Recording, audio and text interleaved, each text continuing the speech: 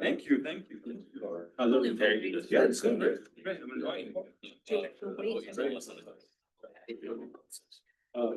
How was your summer? We were just talking. Great, we were just talking about where all we went. There's some beach trips for us now. Good. Nice, good weather and all that. It was very, a lot of like going to the beach. Yeah, was there like August?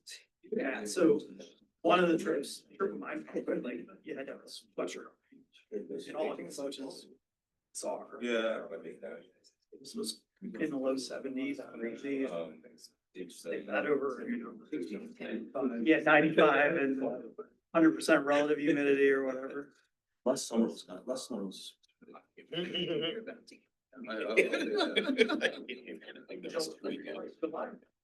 We all forgot about that because August. Right. So So July was terrible. it was like, well, we didn't have anything.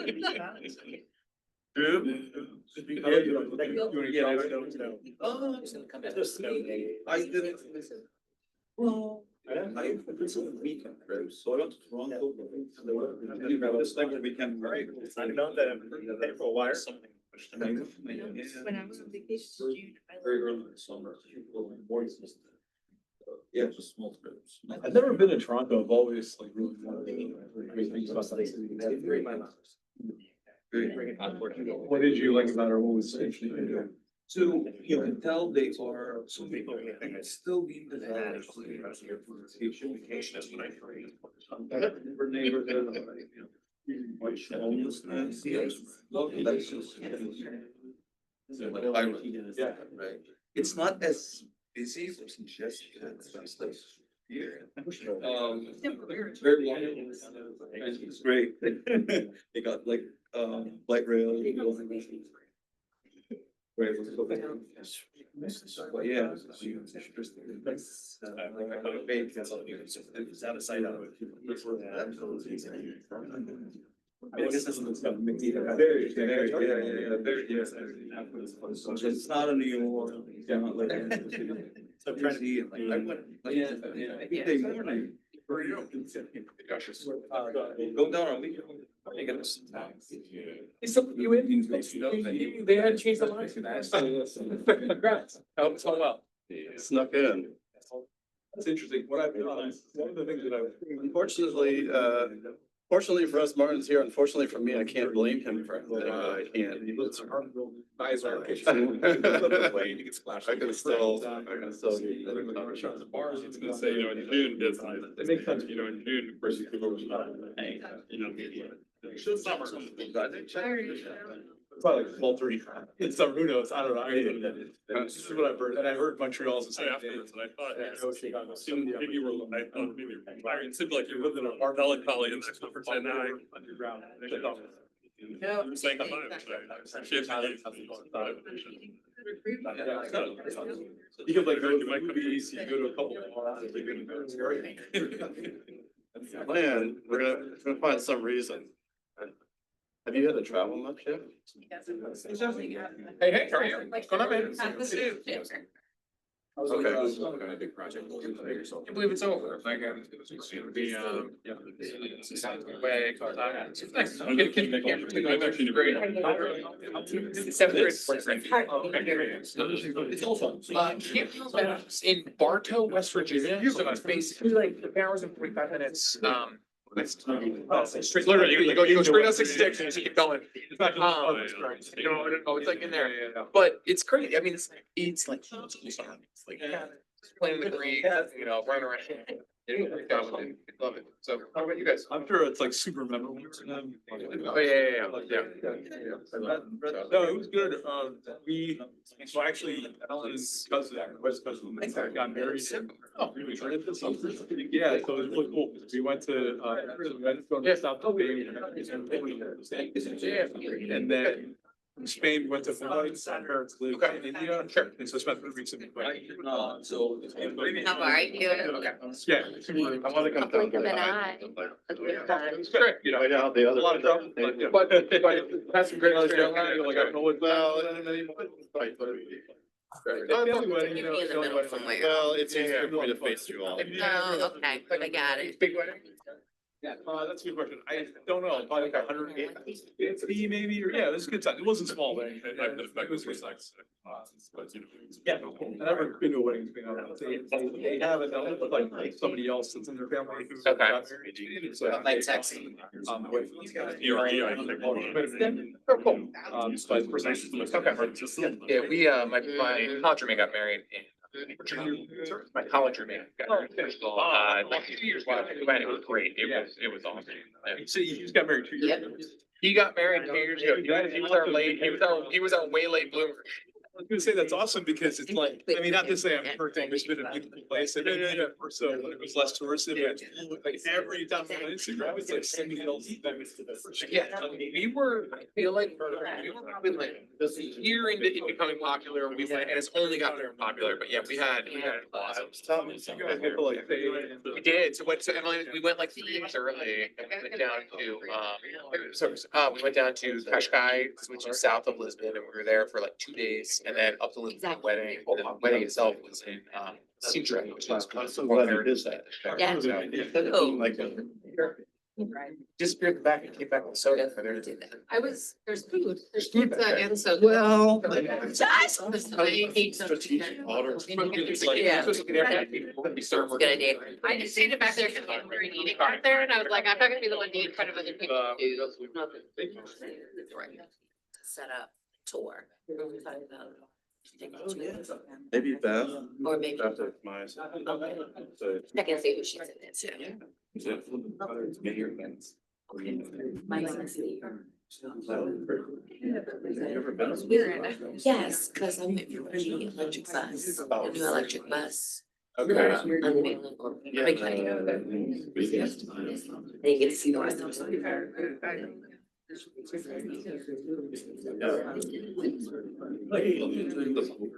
All right. Just give it. I think. Oh, we didn't know. Pizza in there. I'm sorry. There's pizza in there for you inside the store if you want to grab it now, Oh, okay. unless. I don't know. I Have you don't know. announced everyone else? So you have, yeah, everybody's kind of, we're just sending people in if they. Oh, okay. Council members have already gone in and gotten some. Oh, okay. It's up to you. Where's it from? Don't know. Spots trophies. Oh, I like it. Yeah. Okay. I was just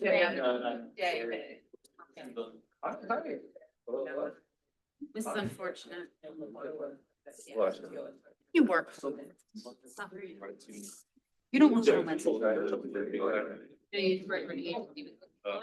Yeah, Hannah thinks you work for Homeland Security. No. I know, and he Put him at the back. That was So, on the outside. yesterday he's,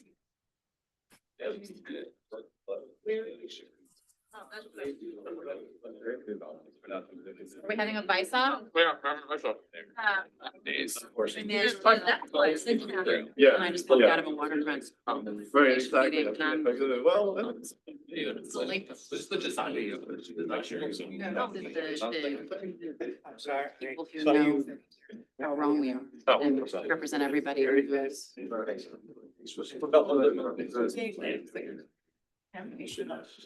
Like. That's really nice.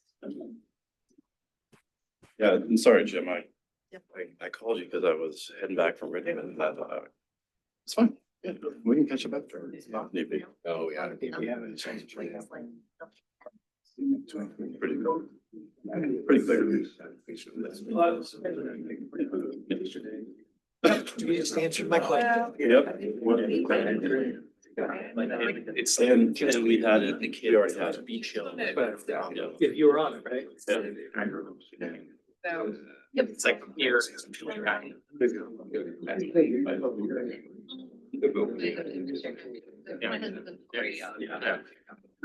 But I was like, I took my window and I was like, sort of like, coming down the. Stay until it's time to actually leave. Chances of some crisis happening. That will make me incredibly late. That's the meeting.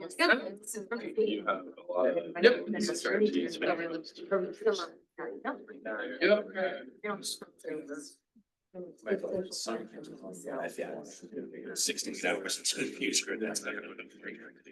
We've got to find. No, you're not. No, you're not. Woke up Saturday morning.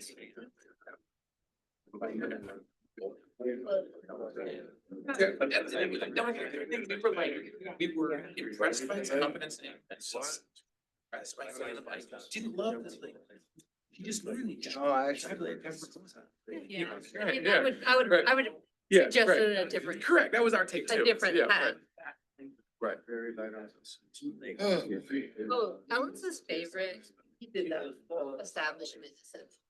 Yeah, us too, it's like. I should buy some. Yeah. I think she's gonna be, she's made friends with everybody that works at the Ewald Parks of Elizabeth. Like, it's really- she gets some, she gets out of bring stuff from there. She's either gonna grow out of that or like, that use that. Use stuff for it's a little. That's the piece. I'm gonna highlight the buildings on the table. Right here. We're being sent the mic drop. Hi, good, how are you? It's gonna get back to you about this. So. Resources. They had so much fun. Like. Thank you for that. I need adopted. Yeah, I haven't seen a Jay since. I haven't seen her since last. Mayor Gass, it's Chair Kaplan, just to let you know, everything's set up. Can I block Praveen? The recording is set. Sorry. The two of you can kick us off. Whenever you're ready. No rush. Well, Chair, do you wanna kick us off first? I think, yes, I know, Councilman Chapman and Councilman McQueen, so. They don't care about that. Many people are so. It's a little stirring. Didn't you hear the mics are on? Spicy, all right? Just sit down. All right. Well, good evening, everyone. We're going to go ahead and get started. Mayor's asked me to kick things off for you. I'm David Chapman, I'm the chair of the ATC Board of Directors, and I do have some brief introductory remarks, and then I'll turn over to the mayor if she'd like to make some, and then I know our staff, Josh Baker, is ready to run the meeting with a robust presentation. So, good evening, Mayor Gaskins, Vice Mayor Bagley, members of City Council. On behalf of the ATC Board of Directors, I want to express our gratitude for the opportunity to have a wide-reaching discussion about the future paths of the Dash bus system. I have been a city resident following Dash for over 20 years, and this is the first time in those 2 decades that our 2 groups have gathered together in a joint work session.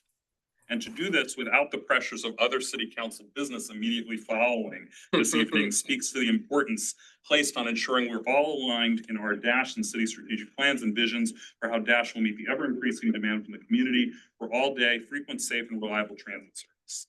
Here. Thank you. Amidst significant questions about funding future service and the size and composition of our bus fleet, there's much to be celebrated, and staff will tell you that FY25, we had our 3rd consecutive ridership record, 5.6 million. There's a celebration next week. Final approvals of our facility expansion are underway, and last spring we celebrated delivery of 2 electric buses as part of NDTC's I-395 commuter choice grant.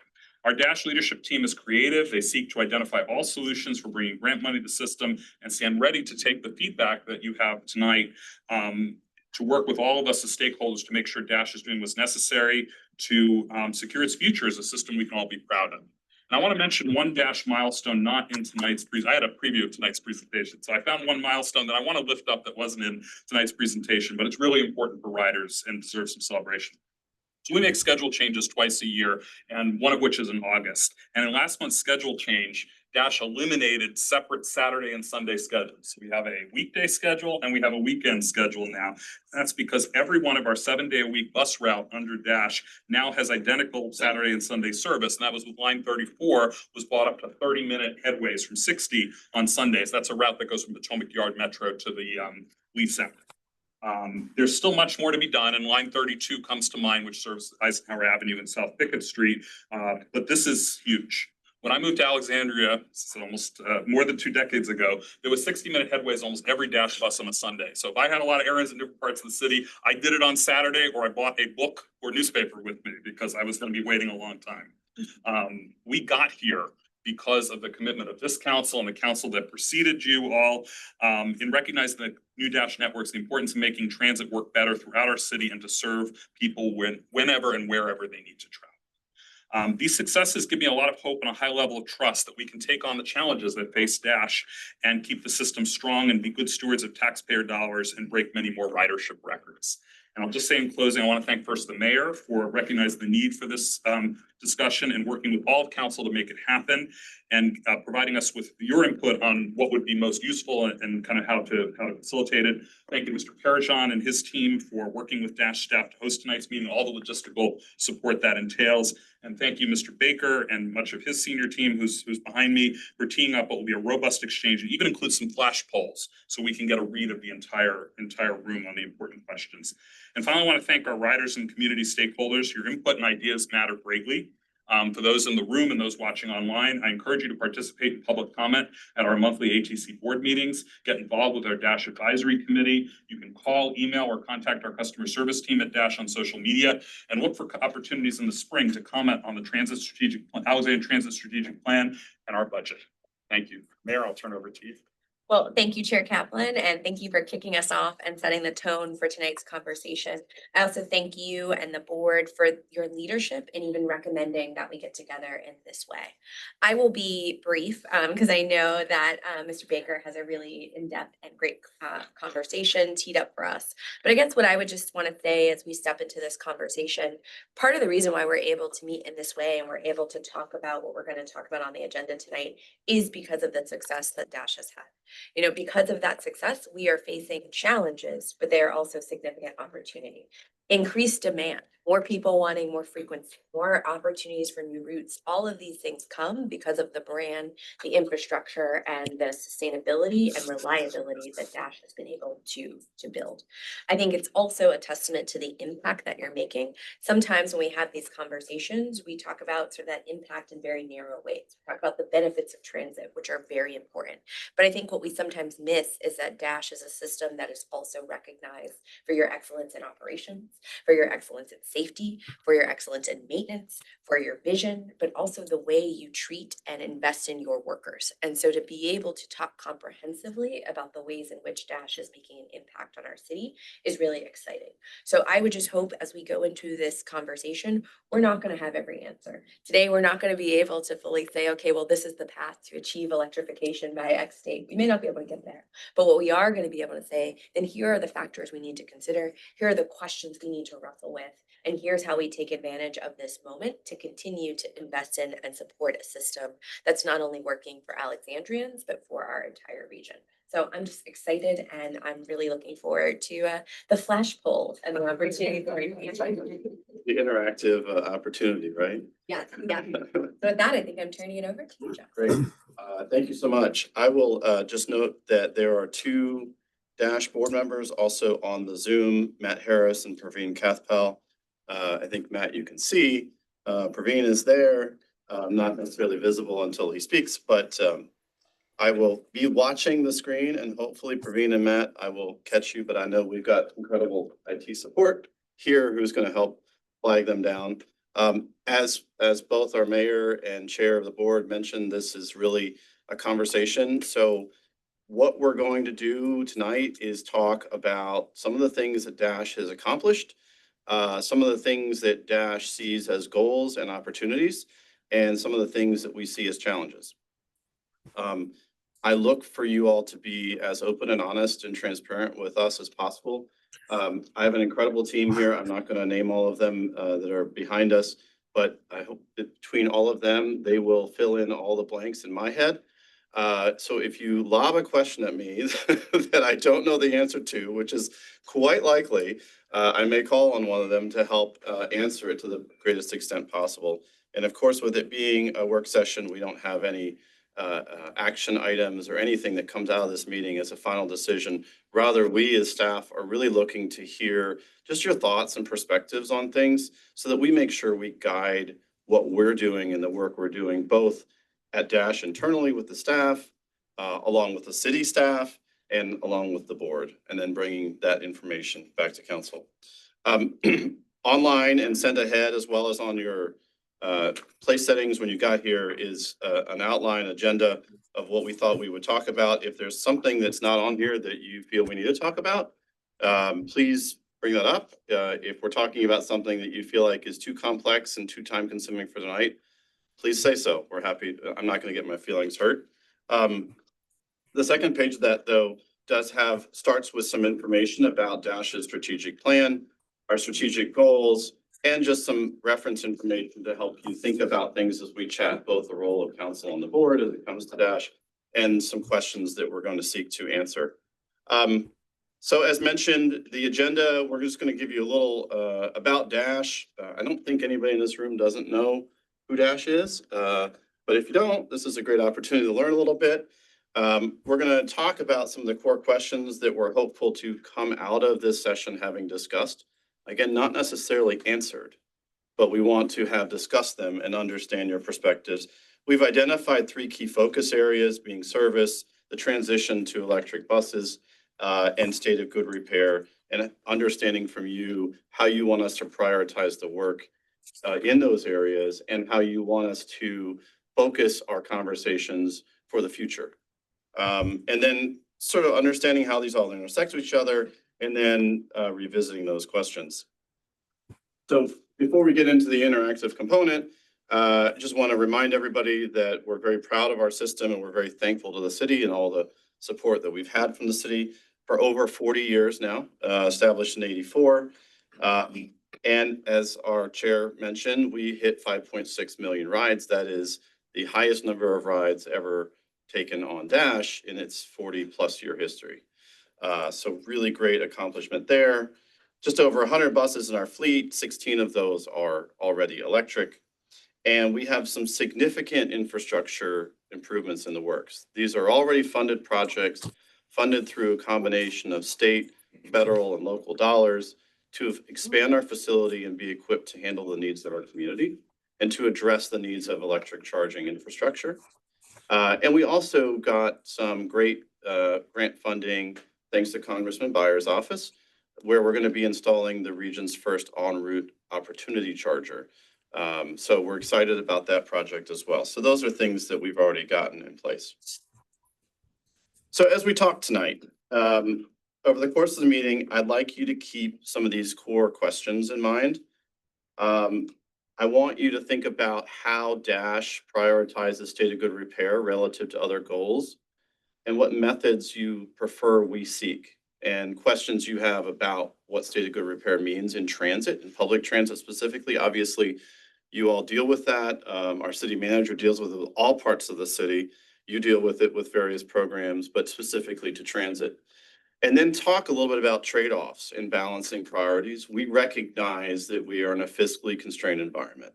The reason we're all here to talk is to understand where we should invest our time as staff to make sure we're giving you all the answers that you need in order to inform your decisions and to look forward and establish what the city needs to do in the future.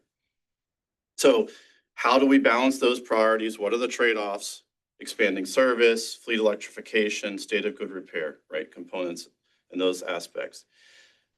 These are not questions I want you to answer directly or right now, but I want you to think about. The first question is, if you think adding service to Dash is the priority, the top priority, but you don't want to abandon the zero emission bus transition, how would you like to see us adjust our goals and expectations around zero emissions, recognizing the limited amount of funds that we have to work with? If you think zero emission bus transition is the priority, how should we approach the funding challenges, and how should we adjust our goals and expectations for the rollout of increased services? And lastly, should adding service be the priority to such a degree that we even abandon the zero emission bus program? Again, things to think about. There's going to be more questions and things that we come up with as we go through the day, but we're going to come back to these. This is your interactive opportunity. So I'd ask the board members and council members, if you have a device, this is a Menti poll. You can also use your laptop. You can scan the QR code. And it's going to take you to our first set of questions. Our first question, just to help us frame our dialogue tonight. And that question is, and there's, sorry, the QR code is still there.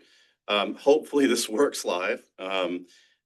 In one word, what should Dash's top priority be over the next 5 years? And you've got the option of giving 3 answers. So it's just the way the poll works. So feel free to give us 3 answers. And let's see if they start to pop up. And this is just for us to think about as a group and understand what are the thoughts that we have as far as priorities that Dash should be focused on.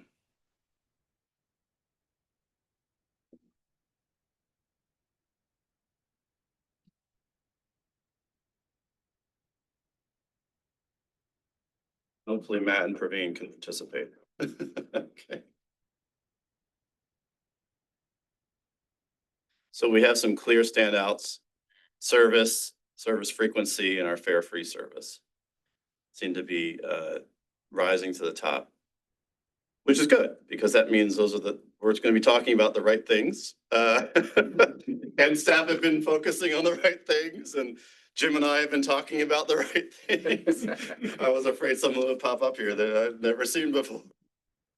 But yeah, so this is great. So these are good things for us to think about as a board and as city council. All right, so going back to our presentation, thinking about that, I want you to understand that Dash itself, the dashboard, has established a strategic plan. We haven't included the entire strategic plan in your materials, but basically in that strategic plan, we worked hard to establish what are our strategic goals. And today, when we talk, we're going to be talking about 3 of those key goals: system excellence. And I'm going to talk here in a moment about the metric that establishes system excellence, customer experience, environmental stewardship, workplace excellence, and fiscal responsibility. So we've established metrics for each of our strategic goals with the board. This strategic plan is now about 1.5 years old, maybe 2 years.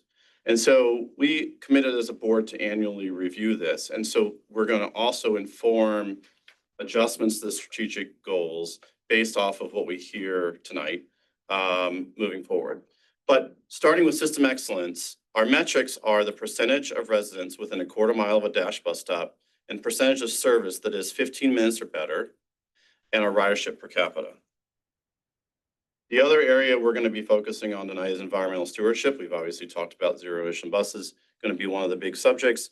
The number of single occupancy vehicle miles replaced by transit, and the percentage of the fleet that is zero emissions by 2037. And then lastly, and very importantly, fiscal responsibility. Fiscal responsibility was one that we identified as a key measure in understanding how we fund our current services and how we are properly using the taxpayer dollars to provide a service to the community that supports them. So with that said, going back to talking about what we've had great success with, in Alexandria, we've invested in transit, and transit is a really great investment. Every $1 that's invested in public transit in our city returns that original dollar and brings an additional $1.60 in statewide tax revenue. By the way, all this information comes from our friends at Northern Virginia Transportation Commission. I heard Vice Mayor Bagley talking about that last night during the council meeting. In Alexandria, we're saving commuters an estimated $15 million in vehicle operating costs. We're supporting 37,000 jobs and 20,000 households. And the last one I'm going to zoom into in a minute is we're avoiding 8,000 metric tons of CO2 emissions into our environment. If Dash didn't exist, there would be an additional calculated 36,000 daily vehicle trips on our roadways and a 220% increase in vehicle traffic delays in our city. So we're moving a lot of people, and if those people shifted from public transit, it would have major consequences. So Putting in perspective, what is 8,000 metric tons of CO2 emissions? About 1,780 gasoline cars driven for an entire year. 8,000 tons of coal burned. Thankfully, our coal burning plant is shut down.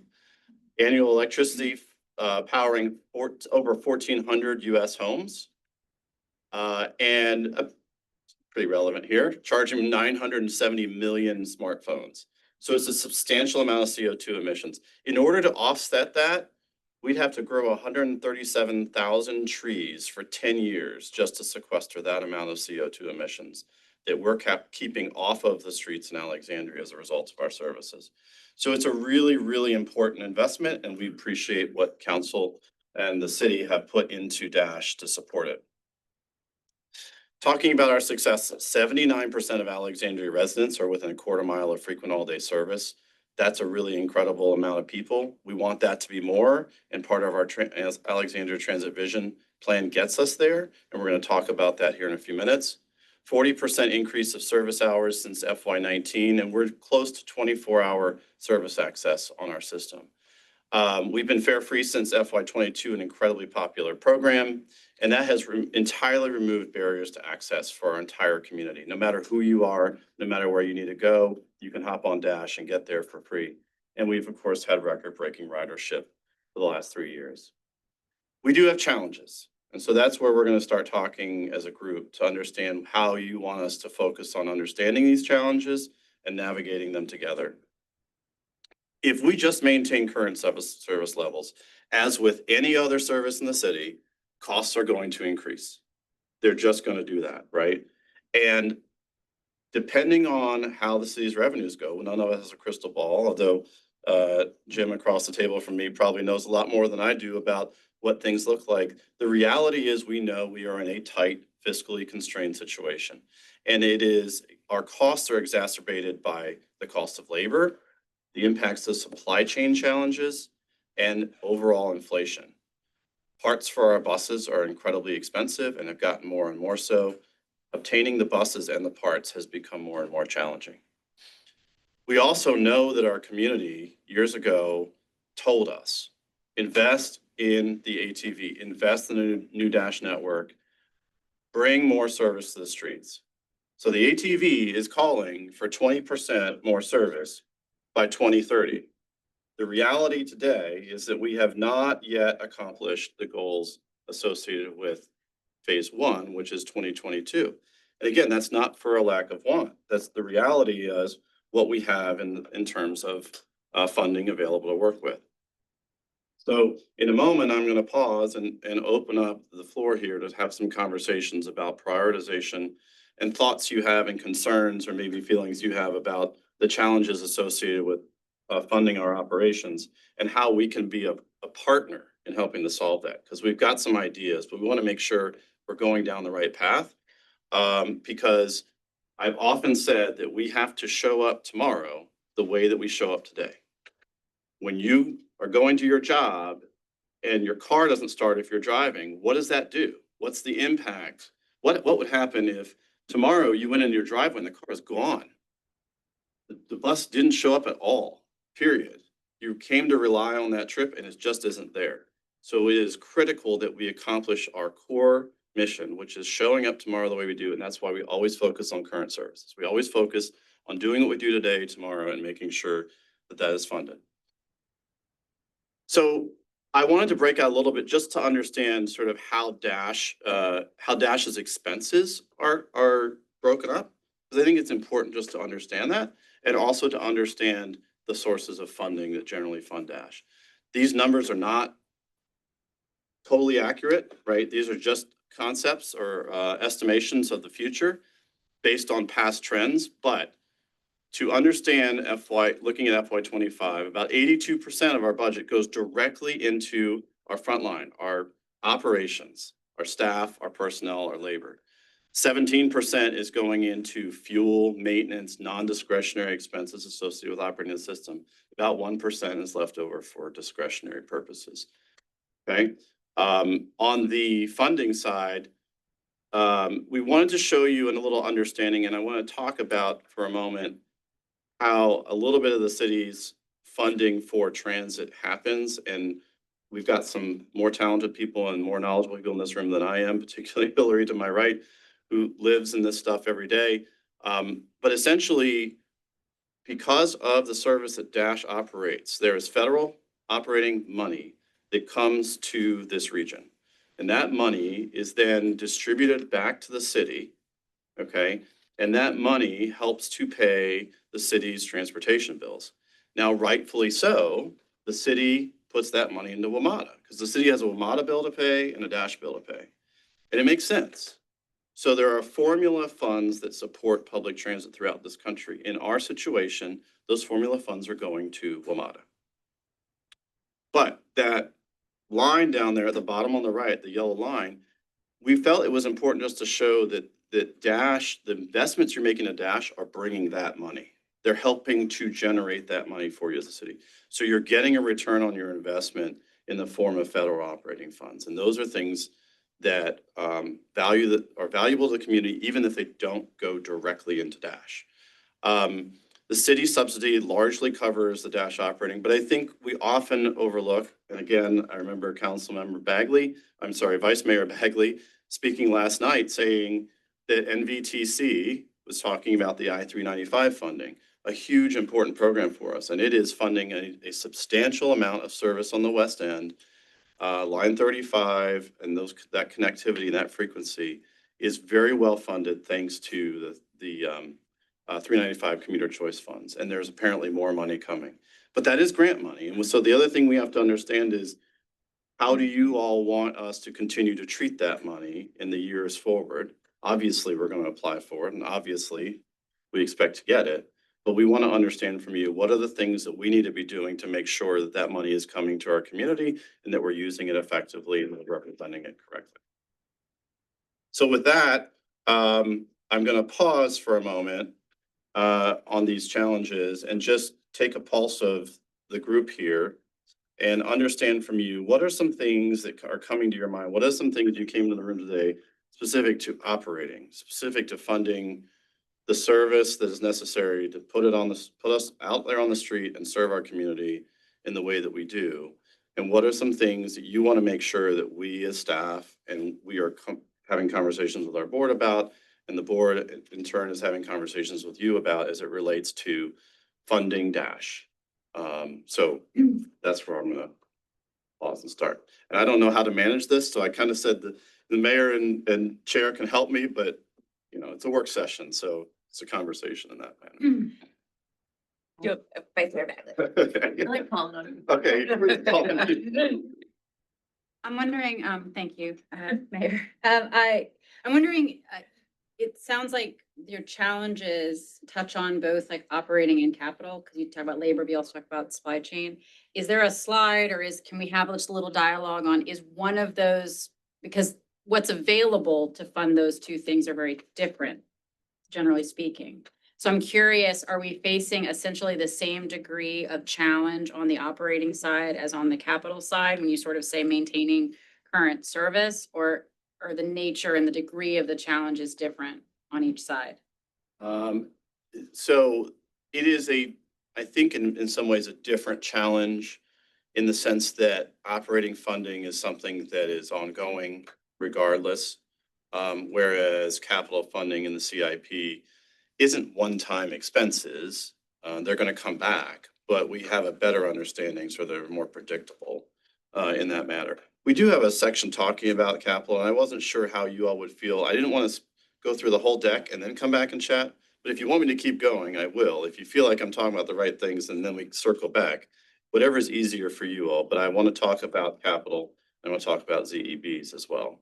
Yeah, and I think there's a conversation to be had on both sides, but I think it's relevant, or at least maybe help me understand if it's not, that our challenge from a year to year on operating versus our challenge on a, multi-year capital are different. And so for us as a council, I mean, year to year operating is tax levels that we set, is programming we do or don't do. I mean, every year, I know I've often partnered with Councilman Aguirre or Councilman McPike to expand service, since I've been on council. And so that takes year to year sort of political decision-making, and the capital side is just a different type of calculus. And so I was just hoping maybe that was part of what we'd talk about tonight is, and you mentioned you had some ideas. So I was curious if those ideas about how to close this gap are on the capital side or on the operating side. And I just wanted to understand what the choices were in those two paths, because one of them is about that frequency bubble. Well, more, because you need more buses to do more frequency. So I don't know. I mean, maybe if it's a pin in it and we get to the slide later, that's fine. Yeah. But that's, for me, that's part of understanding and solving the revenue challenge, is appreciating that it's two different problems and with two different solutions. Yeah, I don't know if somebody else has. Yeah, okay, I was saying, so just keep going. Yeah, sorry. I just had a quick comment that I think is really important. The word that's coming to mind for me is leverage. We have only so much that we can do with city dollars. And that's just the reality of it. And so I think as we go into each budget and as we have different pressures on the budget, I think more and more we have to be thinking about what a dollar does. And that's not just for Dash, but everywhere. But I think this slide here that helps us see that Dash is stacked.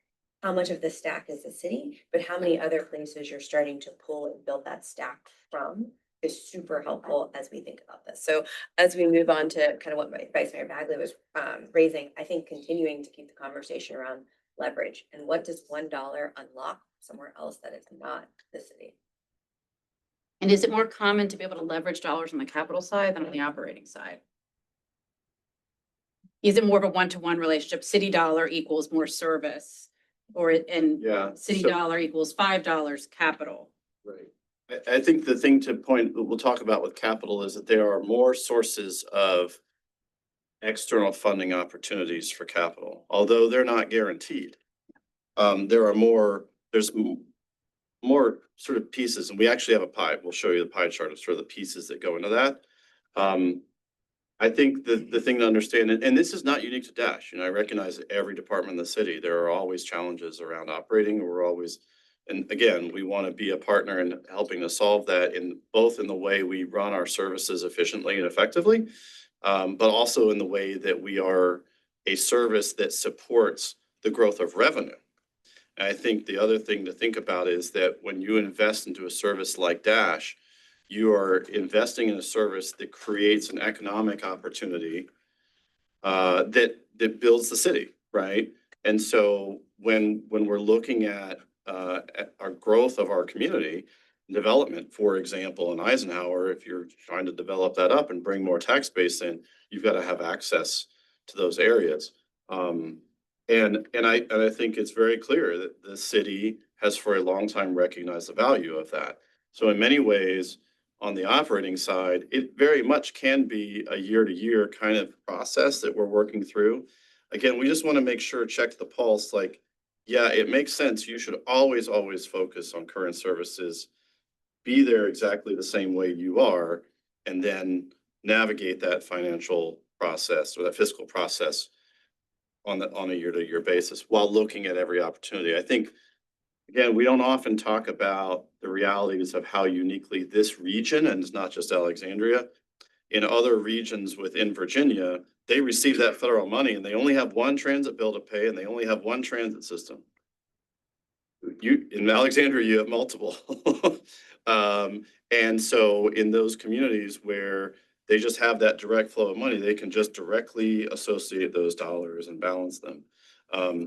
And we are your local system, so we have a lot more connection with you and interest in interacting to understand the priorities. So I'll put a pin in it and we'll come back and make sure we've kind of picked at that issue a little bit, but did you? Yes, Councilman O'Leary. I think you bring up a good point there, Josh, about there's that economic factor that we may or may not be able to quantify. Like, for instance, I think about how many people come and stay in Alexandria and pay lodging and hotel taxes because we have a free bus system. It's something we may or may not be able to quantify. How many businesses come to Alexandria because we have a free bus system? I think these are the things that I don't know if we'd be able to quantify, but we need to be thinking about. And just, it's a question that, every time I hear about, or we talk about the economic generation that Dash does, I wonder how much that is bringing us economically that we're not capturing the data on. So just a thought. That's a good place. That's the kind of thing that we can use to drive our work and maybe explore more in detail, yeah. And I do think this, I know AEDP has like a number of things they've put on their website about how many businesses specifically invested here because of our transit system. So I think we might be able, I know they just did their recent report, but maybe there's a way to pull out some of that information as well.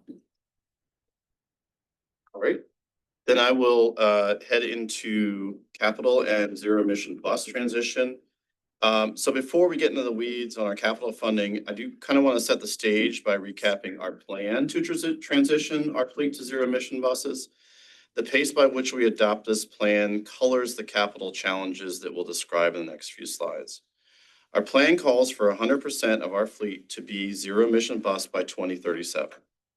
We replace buses every 12 years, so the very last time that we have to be buying electric buses only by fiscal year 2027. And the plan is aligned with our goals and the city goals of decarbonization. Today, we have 16% of our fleet is zero emission, and we have 6 depot chargers in place. That means that we've already achieved one of the goals of the city's environmental action plan. And we've done that early. But as you will know, in the summary here up on the screen, the city's goal by FY 2040 is to electrify all non-electric city vehicle fleets, including ACPS dash, rapid transit routes, heavy duty equipment, et cetera. So just noting that those are some goals that we have established. And if when we talk today, we're going to talk about capital. We need to understand sort of, do we need to revisit this? Is this something we need to be talking about? How do we want to be talking about this? And what are the things that we really need to be looking at? A lot has changed since we moved to our ZEB transition plan. Most notably, the increase of costs. An electric bus costs at least 67% more to purchase today than a diesel equivalent. And that has changed a lot as a result of inflation, supply chain, and dwindling manufacturers of transit buses. In the United States, there are currently only 2, 3, depending on how you look at it, manufacturers of transit buses that can supply to Alexandria and produce electric buses. We have diversified our fleet, and that's a really good thing because we have half from one manufacturer, half from another, so that we're kind of insulated from the challenges of new technology. But it is important to understand this. We don't have access to the federal formula funding. We do have access to discretionary grant programs, and we've had some really incredible major wins on that in the past, but those are discretionary and they are not reoccurring funding streams. And so filling our gap relies really on winning those discretionary programs. And it can be very much a lottery kind of situation. So we really need to understand that. Now, when you think about our goal of environmental stewardship, our current plan that focuses on converting the 100% of the fleet to zero emission bus by 2037 focuses entirely on metric number 2. Okay. There are some alternative approaches to this that we can think about and we are interested in your feedback on. If we instead focused our energy on understanding how do we identify opportunities for more service levels, increasing frequency and coverage, that could bring more people out of their cars and onto Dash. That accomplishes both of those metrics. We ran some back of the envelope math to understand what would happen if you said, you know what, forget electric buses altogether, don't buy them, don't do anything with them, put as much transit service on the road as is needed, running diesel buses to offset the impacts of electric buses. And the math isn't great. It would cost up to 84 million worth of additional service and Dash service to offset the CO2 emissions. Again, back of the envelope math. If there's anybody in here who's a mathematician, environmental person, et cetera, don't attack me. But it's just trying to get a general understanding of how we might increase service to achieve the same goal. So in our view, you can't accomplish the same goal entirely by just dumping all of your resources into service. But we could chip away a little bit more potentially at what I referenced earlier, which is the issue of supply chain. By trying to focus more on state and local opportunities wherever possible. Again, I don't want Jim to pick up a brick and hit me over the head across the table here when I say this, but we know we're limited in our local opportunities and we get that. And we're not here to say that that's something that has to be fixed in this room or that we have the magic wand to solve. But there are some conditions that come with federal funds. There is a global supply chain of electric vehicles that is much more robust than we have here in the United States. And so if we instead focus our energy on trying to find other ways to get electric without relying on the federal piece, we don't know what those might look like. There could be a variety of things that we come up with as staff. We might have the opportunity to leverage that global market. And so we're going to be interested in understanding from you if that's something that you want us to be focused on. So. That's my bad. I'm just curious, do you have back in the napkin on the cost of a global market purchased EV versus the cost of a local? Or are they agnostic?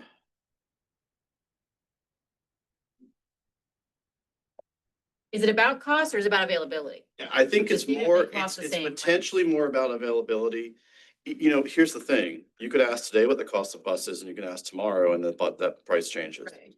We don't know I what would- tariffs are gonna be. Right, right. I was just down in Richmond earlier today and I'm talking to a colleague in where were they?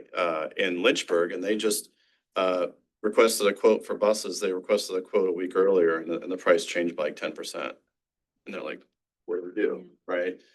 I think what we're getting at here is, do we create more flexibility potentially by going this route?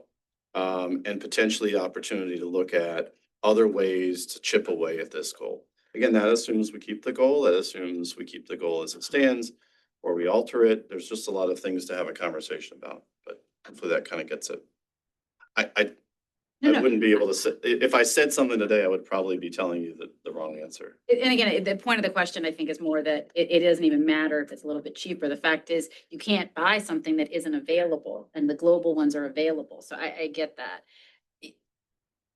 I'm curious about, okay, I appreciate your if we completely switch to the other, and we do it through service, it's a crazy number. But what's the number? Do you know what I mean? So there's some other number that meets in the middle somewhere, but you're getting there. Those kinds of inputs are what we need tonight. Okay. What you're saying is exactly what 1, 2, 3, 4, 5, 6 laptops behind me are writing. Sort of intimidating. No, but that is the opportunity and the challenge of, I think so many times we come into these conversations with we're walking out with the plan, we're brainstorming and trying to figure out what information do we need to know to make decisions. So maybe a little challenge. Again, it's about us making sure we're in the right place. Yeah. And investing our time properly to give you the right information that you need. So that's probably something very straightforward for us to come up with. We just don't have it tonight. Councilman Chapman had a hand. Yeah, thank you, Madam Mayor, and sorry, apologize for being late. I think I want to walk out of here having talked about the goal, where we stand in that, what that looks like going forward, and being honest with ourselves about the financial world we are living in. I don't know if we always do that when we are goal setting in this community. We usually do that. If money is not an issue, what would you do? And I think we need to be mature enough to move past that type of conversation. While I think it can be visionary and allow visionary opportunities, I think when we are goal setting for reality, where we are going to say, hey, this is the goal, and we're going to try to meet it for the next 5, 10, 20 plus years, I think we need to surround that with kind of financial realities that you already kind of talked about, whether it's certain expenses going up, limits on potential funding efforts. But I also don't want to be super negative, and I do want to look at how we can be visionary in our partnership to challenge the opportunities of funding. You know, I think we have a great opportunity at the state level. Jesse knows I love to talk about the state and what the state's not doing. But talking about how do we need to kind of activate our resources and our partnerships to challenge the state on how we can move forward and how they can provide the funding, frankly, at the operational level, not just capital level, to do that as well. And so maybe there's some strategy we can start to walk out of here with, or start to put together to say, as we put our legislative packet together, as a number of regional bodies put their legislative package together, there are specific conversations that we can push into the future to say, hey, we need funding for X, Y, and Z. We are trying this thing, or or that thing, and there's gonna need to be money. There might not be money now, but how can we create the urgency and urge to create pots of money to do the things that we want to? I appreciate your remarks, Councilman Chapman. One of the things that's going on right now that we're tied into is the conversation around TISDEC, which is Transit Service Delivery Advisory Committee. I used to serve on it. The only reason I know is because I served on it when we did it the first time. But I think to your point, thank you for mentioning that, is we as staff should be really tuning in and making sure, as we do, and we need to do more of legislatively, to ensure that decisions that are being made are the right decisions for our community and for our state, and the state is recognizing, to your point. I think the other thing that I would note, we're gonna talk about here in Capitol. I don't think a lot of people understand that the state does reimburse for a portion of bus purchases, for example. That money ends up coming back. And I think while we all may understand that, I think sometimes more publicly facing is kind of this question of like, well, why are you investing? Again, there are some things that are paying back. And I think if it's helpful for us to highlight those and to advocate more for those, and to advocate more for those, that participation from the state, we want to do that. So thank you for those comments. All right, so rolling in the state of good repair, as I mentioned, our ZEB transition very much ties into capital and state of good repair. And the variations or alternatives that we pursue come with their own funding challenges, of course, but our ZEB approach and how we combine that with other methods, or how we focus that energy, helps to inform the decisions we need to make when it comes to capital. So successes. So I want to highlight, first of all, that up until 2019, we were behind in state of good repair. And we came together as bodies.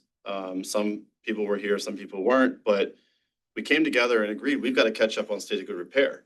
And that was a place where I just want to let everybody know, we made a decision that we were previously purchasing hybrid electric diesel buses.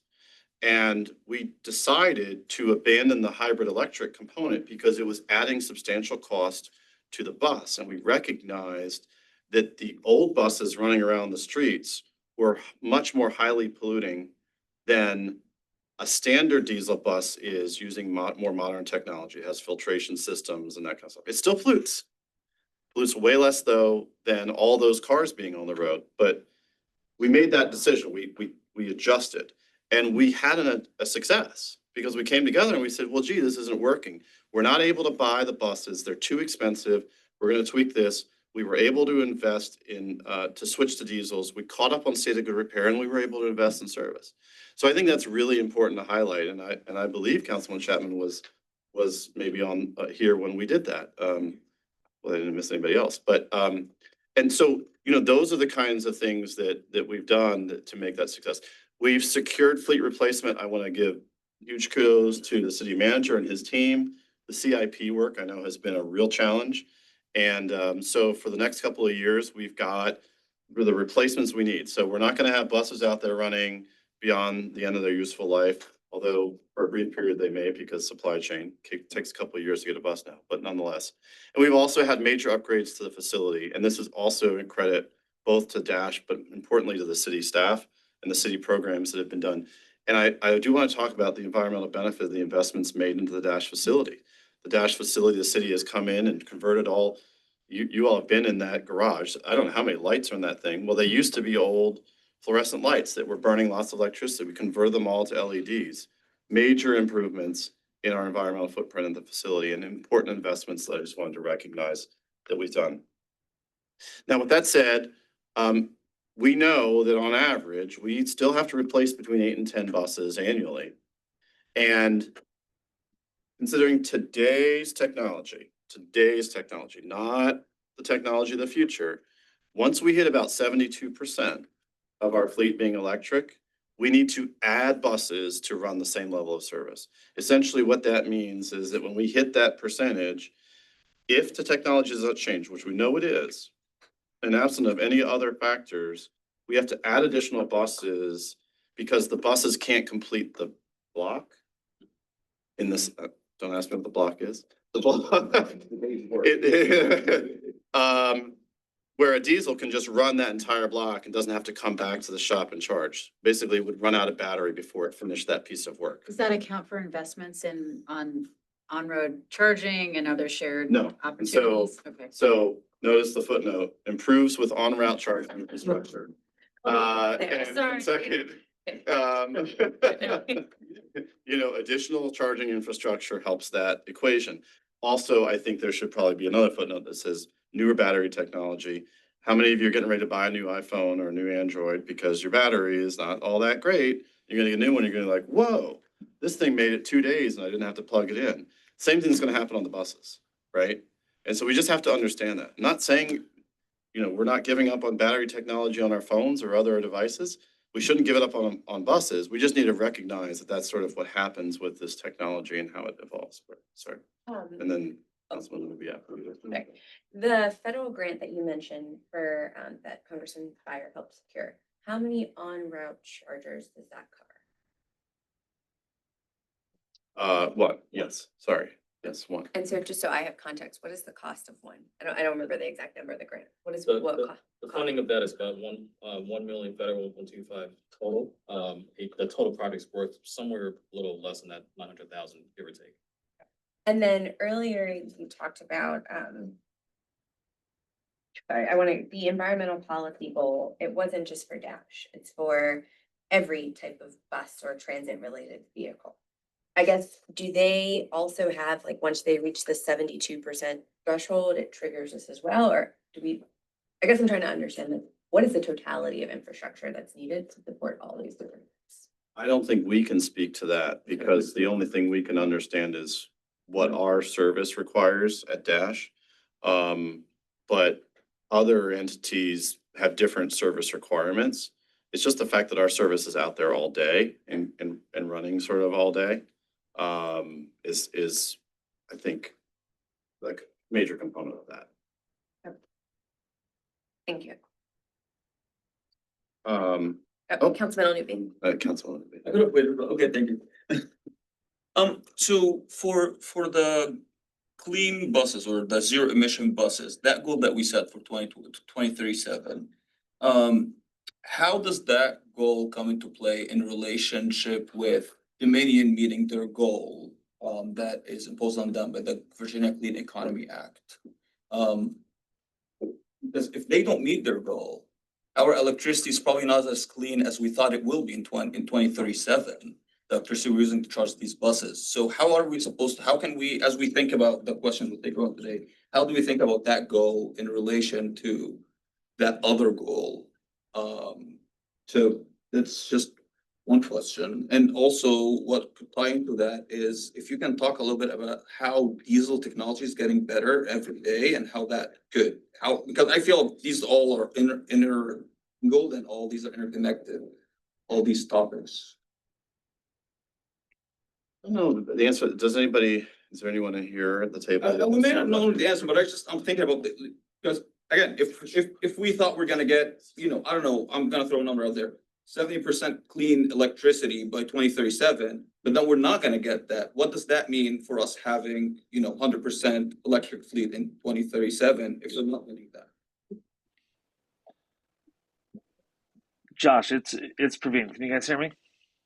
But yeah, So I think- not having the numbers to answer Councilman Elnubi's question exactly, but one of the principles in the sort of in how the EV space measures their emission impact is that electric powertrains are just generally far more efficient, just the physics of energy in and energy out into motion, compared to combustion powertrains. So the actual emissions content of the electricity is relatively small, and that electricity is getting cleaner over time. So I think um, it's a good point that VCEA compliance is a factor. I don't think it's a critical factor in determining whether electric is in total cleaner or not than diesel.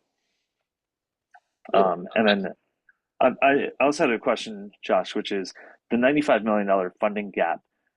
What are you projecting happens to electric bus prices over the purchasing horizon? Are they remaining flat? Are they going up? Or are they going down? well, they're definitely not projected to go down, but we're anticipating them to go up as we've seen the trend. I'm asking that because generally lithium-ion battery prices have been going down. They're at sort of record global lows right now, and that seems to be the biggest cost adder for electric buses relative to diesel. And so as those batteries get cheaper and get better, what's happening that would counteract the macro effect of battery price reductions, that would be keeping the overall bus price flat or have it increase? I would just venture a guess, and maybe this is something we put a pin and give you more information on, but there are so many other components of that bus that we've seen major increases in cost. I mean, the comparison of a air conditioning compressor cost from a diesel to an electric is substantial because of the type of air conditioner on an electric bus. Am I saying that right? So I know that we've seen all aspects and all components. If one of the things that would be helpful for the bodies as a part of this work session is for us to provide some more insight into that, I think that's potentially a good thing that we can work on and provide more information. I mean, it's a key input as to the fiscal envelope of this plan, and it would seem that the scale of the U.S. transit industry and the presence of transit systems that are far, far ahead of us on electrification would mean that there is a view out there on what electric buses will cost in the future, where we don't have to be guessing. So I would recommend tapping into that expertise. Thank you. We will. I believe City Manager Okay, Paraton. there's a city manager, there's Mr. Ish, there's Vice Mayor Bagley, and I got a couple. Yeah, I just wanted to follow up with the question Councilmember Newby asked about, power in general, not specific to this germane discussion, but, my understanding is Dominion is going to struggle to meet the power demands of this region. And I do think that they will be looking for other sources, including nuclear. And that requires significant lead time to be able to achieve that. I know they're struggling right now to try to achieve all of the power needs, electric needs of, power needs of this region. And I think they're not alone. I think many places around the country are struggling with that right Okay. Oh, you want to, okay, yes. So thank you, manager, and thank you, Praveen. I got Praveen's point, and I wasn't asking if electricity is cleaner or not. It's hands down, or electric buses, it's hands down cleaner. But I was saying, like, as we're thinking about whether we keep the goal or maybe like, wait a couple of years more to achieve the 100%, what does that mean in the context of if Dominion does not meet their goal, when we thought they were meeting? That was my point. One more, and I know Matt put his hand up, but we had one in. Hey, Josh, I was also curious about the cost of battery prices, and it was really helpful to hear Praveen talk about how they're at record lows right now.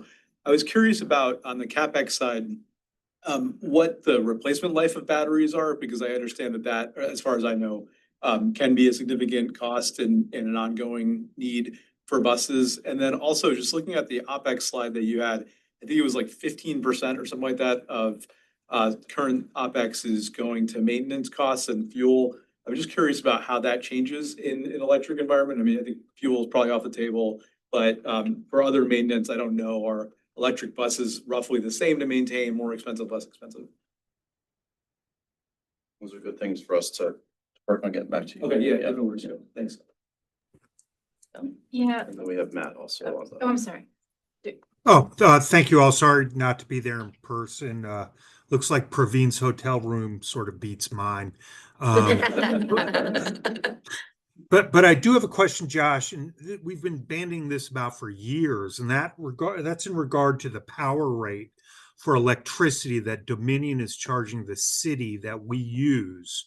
For a while, I know the more the city used, the rate would go up, which sort of is a disincentive for our electricity. I'm wondering if that's still in place, and if it is, whether the city can renegotiate that rate with Dominion.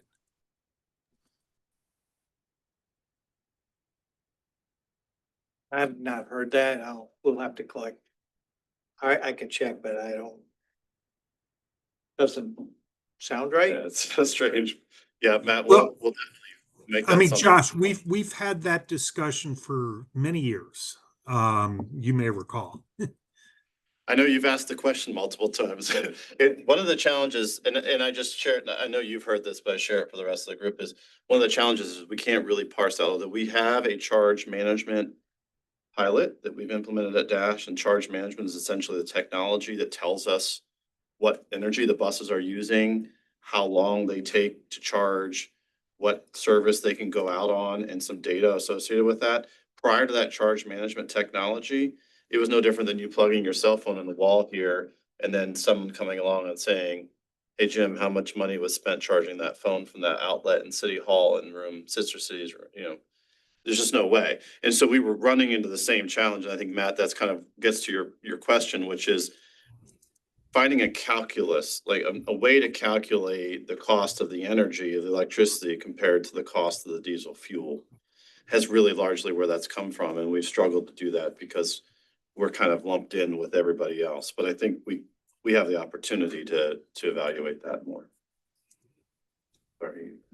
So,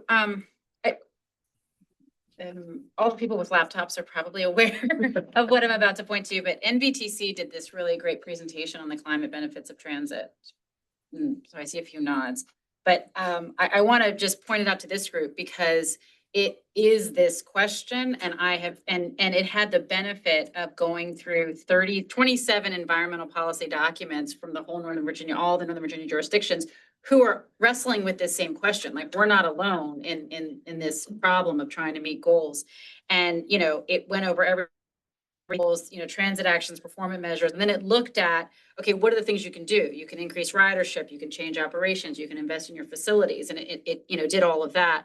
And where it landed, and I just personally, as I think the questions you're putting to us and how do you want us to think about EAP and ZEB goals, its top recommendation was increase ridership, full stop.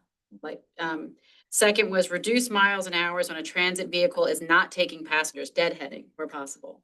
And I gotta be honest, that's like a media relations piece of this puzzle too, because we get emails that say, I saw an empty bus, and I'm like, it was deadhead. You know what I mean? Like, it was probably full going the other way. And so that's just a public relations piece we have to solve separately. Number 3, increase the amount of transit in the region. Number 4, speed up buses using bus priority infrastructure and policies.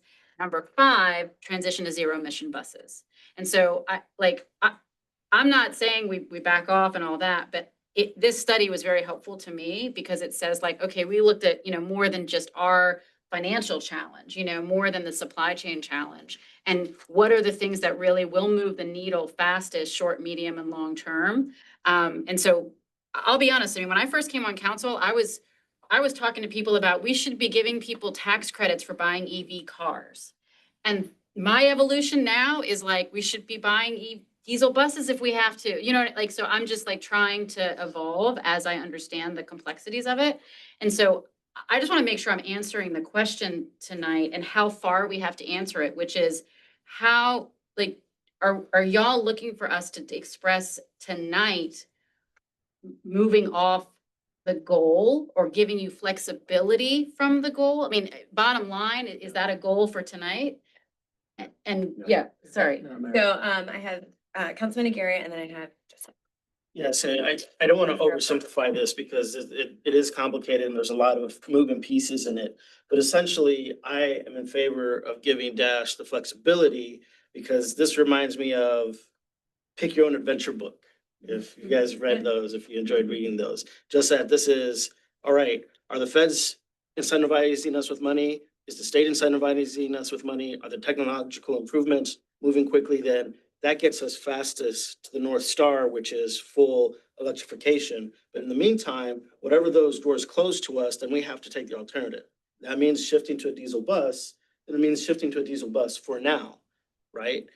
So yes, I'm in favor of flexibility. I'm in favor because we don't know what's going to happen with the future, whether it's tariffs, supply chain. Who knows? Somebody's gonna like hold all the lithium batteries hostage, right? Like, and then all the prices go up. But we need to be able to be flexible. And then what Councilman Chapman said as well is we're not in a perfect world where we just have all the money in the world. If we don't have the money, we can't buy the buses, right? And so then we have to decide, okay, are we gonna maintain service or are we gonna cut service too and move it to something else? My preference is to keep expanding service. If that means purchasing diesel buses, that's what I want to do. And that's not to say that I want to get away from electrification. I'm living within the parameters of reality that we're facing currently.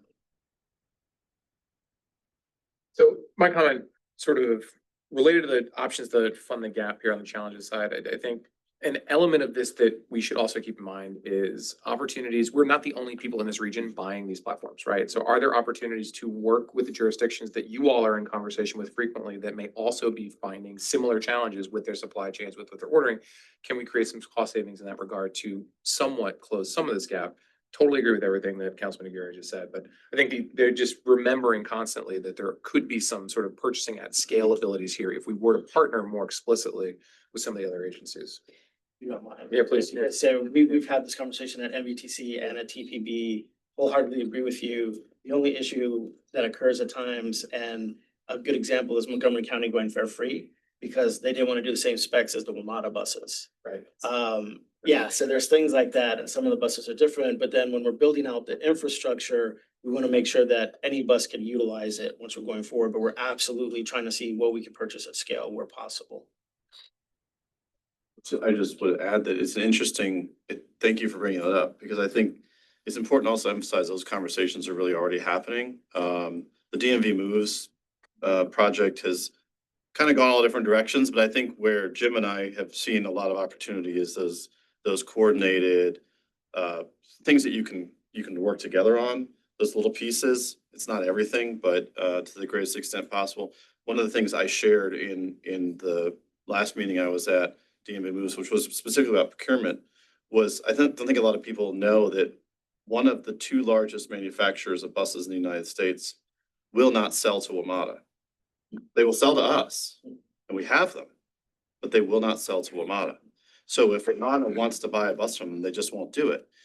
And I won't say anything bad about the reasons, but just essentially they've decided that that is not their market.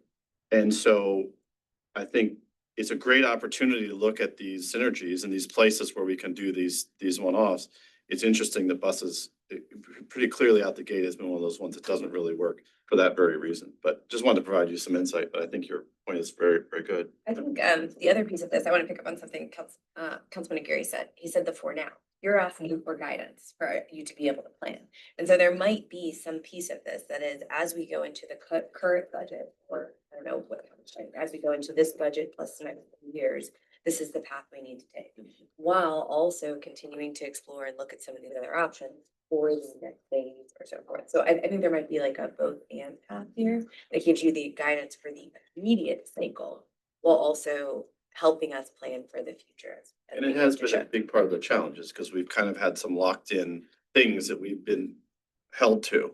And so we can take your feedback, come back to you all and say, this is what we heard, this is what we agreed upon. Is everybody good with us flexing this? And that gives us that opportunity. But sorry, it looked like.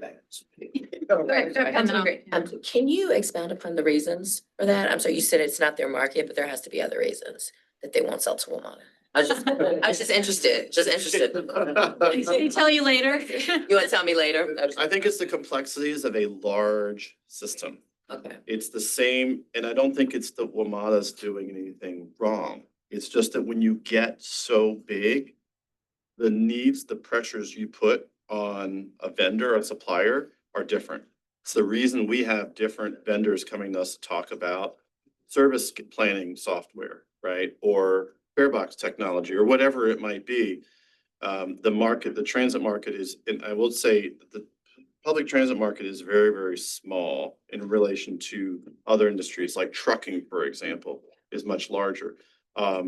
So I think that it really just comes down to the size of the agency and just the complexities and the needs of it.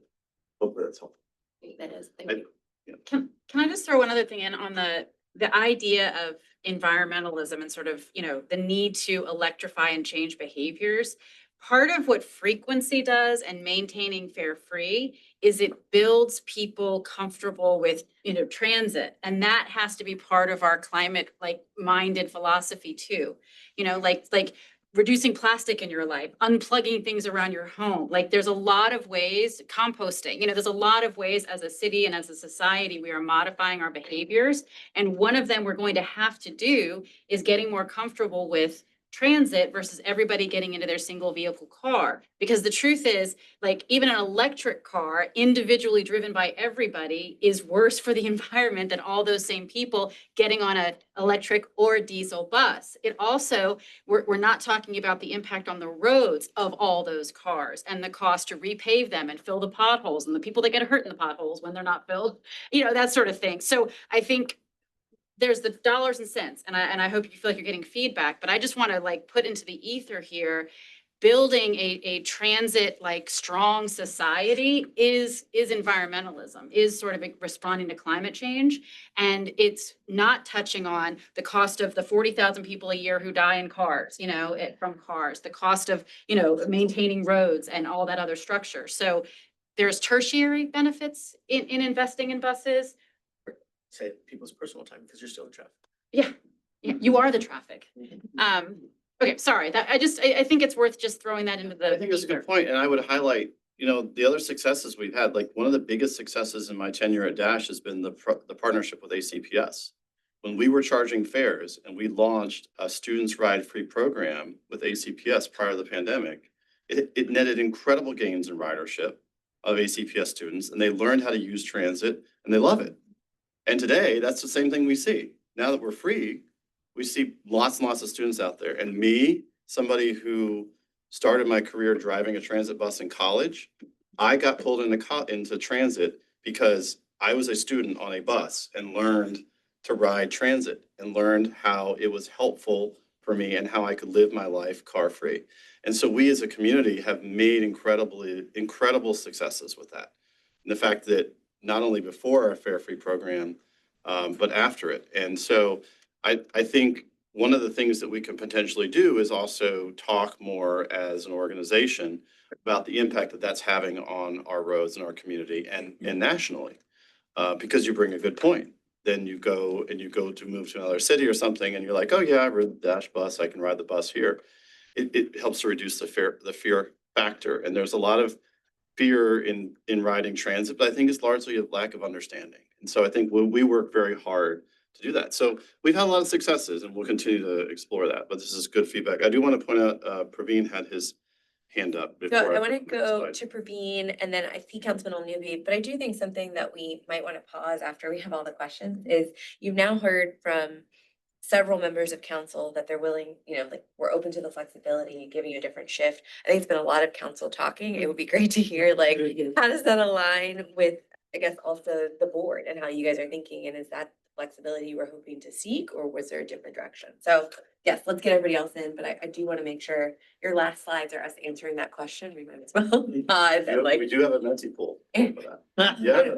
Oh, you mean, you might not want to say it out loud. No, I'm just, it was just some way to get people. You see this as a bashful group. I don't know. Yeah, okay. Yeah. Praveen.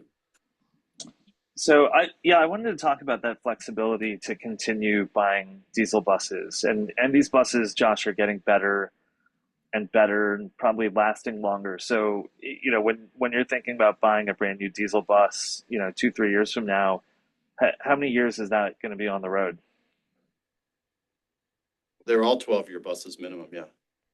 Got it. So if we're like 5 years down the line, as everyone appreciates this flexibility, and we're buying a new diesel bus when it's almost 2031, and that is on the road in 2043, I would just encourage the council to think about, you know, there are times when you lose your social license to operate a certain type of infrastructure. We've all seen it was a perfectly normal thing to have a coal-fired power plant in the middle of Old Town until it wasn't. And so, just as a thought experiment, you know, as you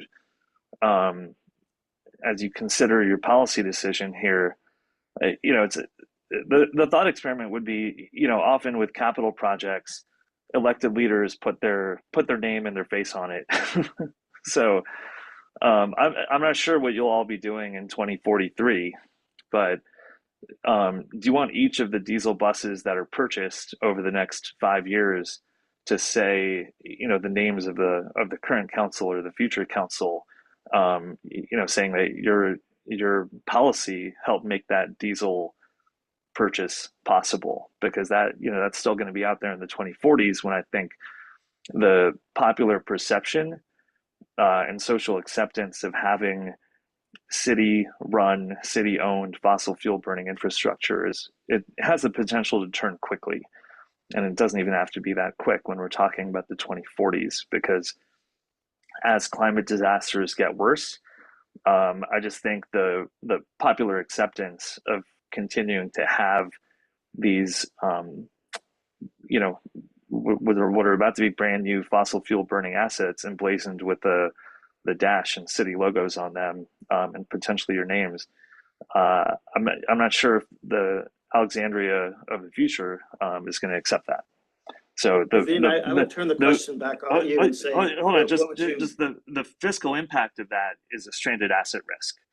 Well, no, what would you be willing to so- give up then in terms of service and other items within the budget then? Because you can't just say that and then not be willing to give up service and other items within the city's budget.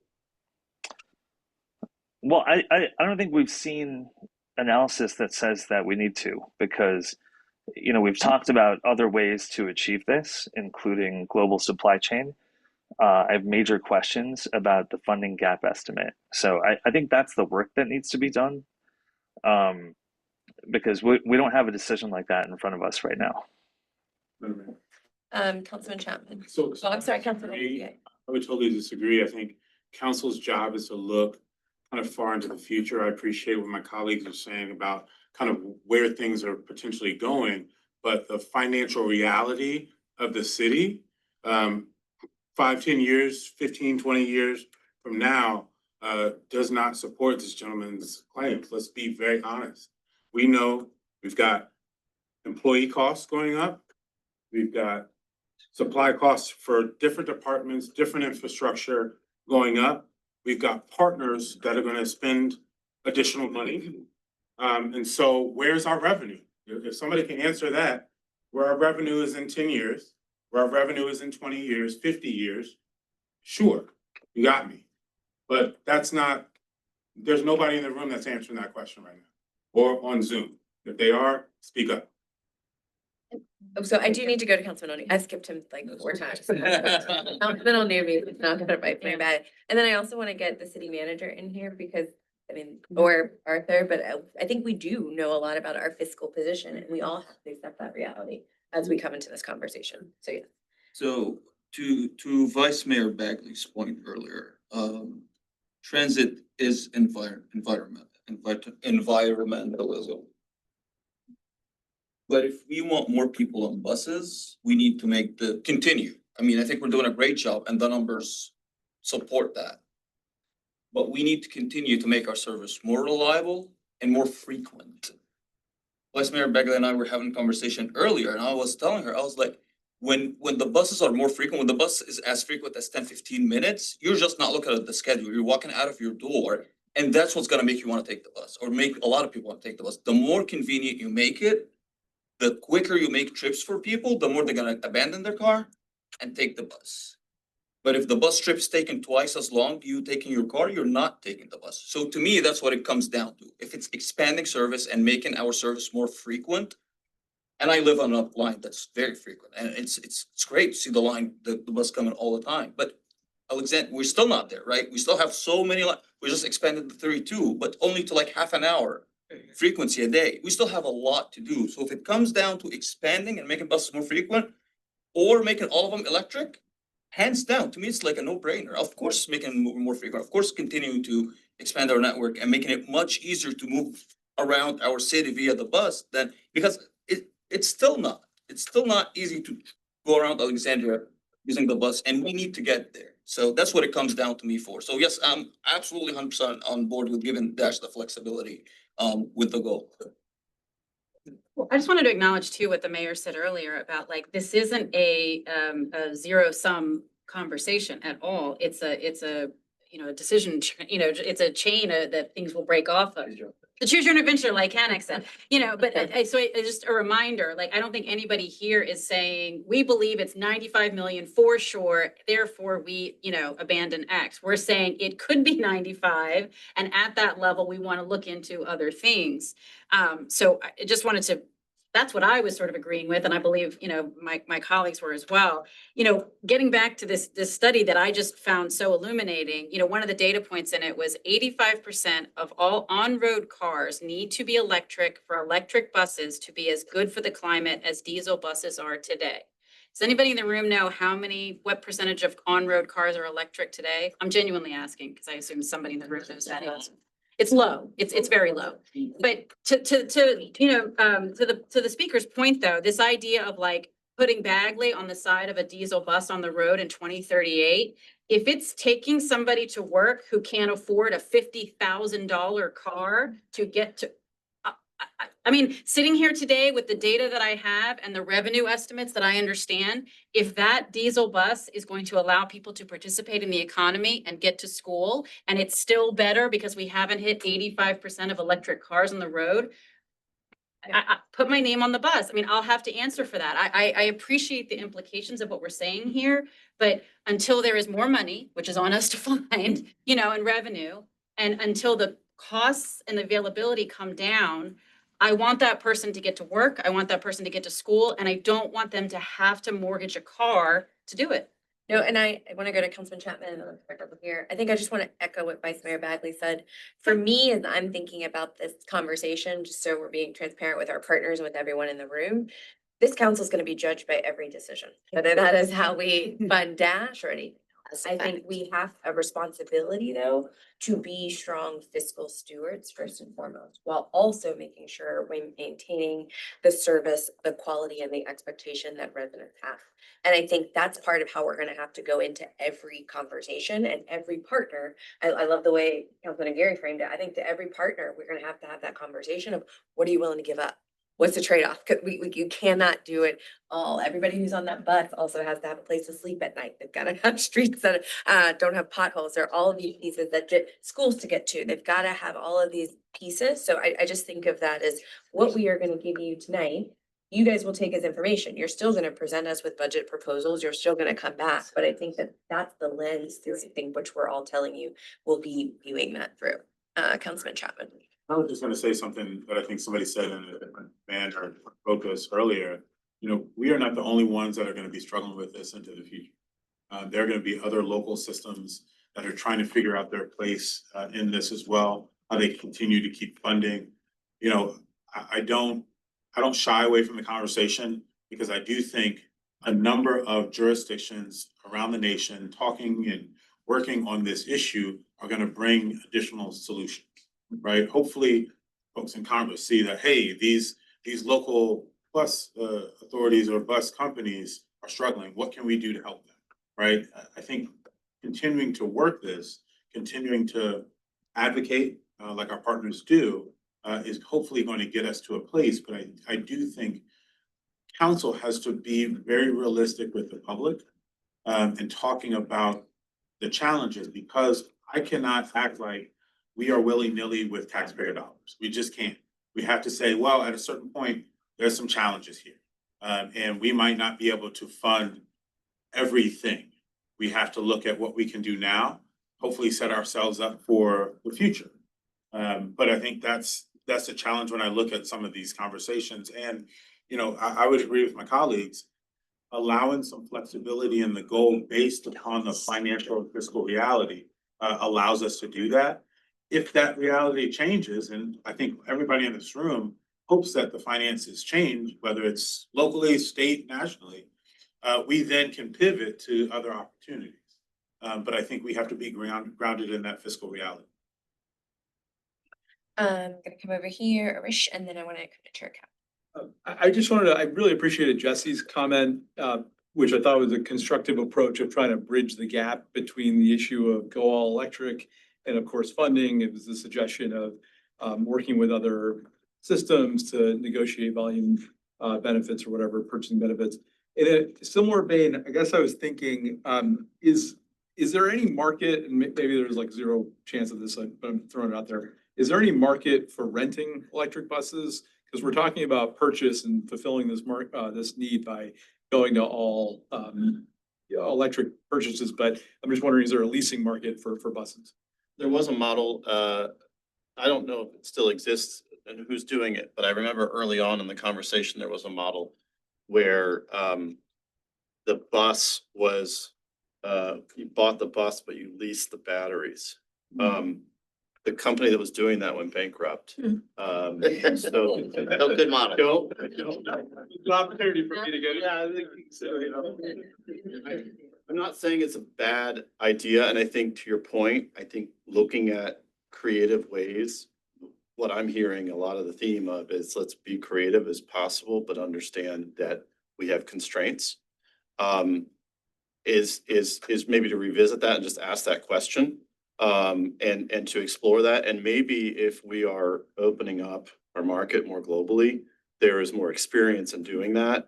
That we can't touch with federal money because there's very specific constraints that prohibit you from purchasing from the global market with the federal dollars. Again, our gap, I think the other thing to understand is our gap exists including some federal dollars, as you can see on the screen. I mean, we wanted to show sort of the secured funding sources that exist today.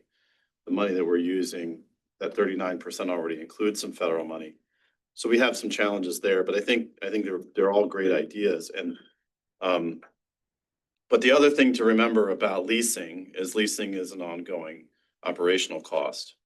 Now maybe that in the end nets us some savings somewhere else, and we should evaluate that. But at the end of the day, we all know, I mean, you all know, when you're working on your annual budget, you're like down to the dollars, and we understand that's a really tight. So that has kept us a little bit away from looking at that in a lot of depth, but we certainly can revisit it.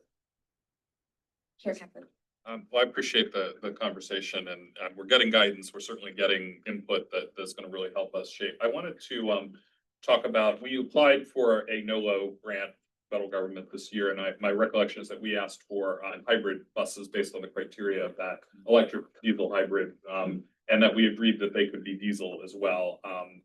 Could you talk about, we have some hybrids in our fleet. We moved away in part also because I think of reliability and that we weren't getting necessarily some of the environmental benefits that we had thought when we had purchased those. Can you talk about the hybrid market now, both from a cost standpoint as well as performance, environmental benefits, and is there benefit to continuing to look at that track going forward? And then I also wonder, given that other jurisdictions are going to struggle with some of the same questions we are, if you know what that means for electric bus manufacturers who may have been relying on systems that were getting federal money to buy, if there's risk in those manufacturers being able to kind of continue to provide support and being able to, the business model being able to work, and kind of what folks in your colleagues in the transit industry are thinking about that.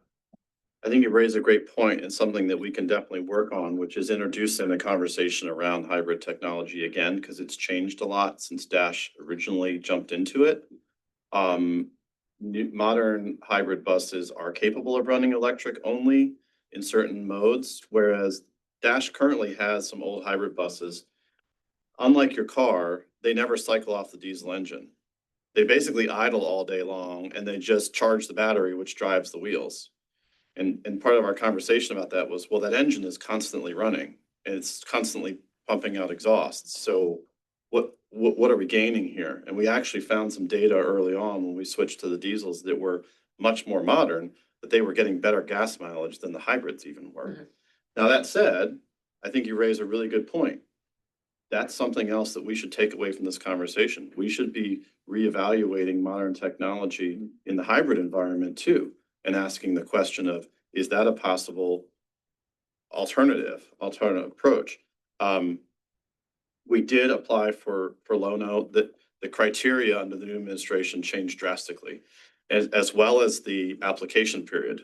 It was like, we woke up one day and you have to apply within 30 days and we're rushing around, and I think you helped us and then the board got together, you know, suddenly, and it's a very different environment in that, and so we kind of threw in what we could, but I think we could still evaluate that from the perspective of this question, even absent of the federal dollars. So thank you for raising that.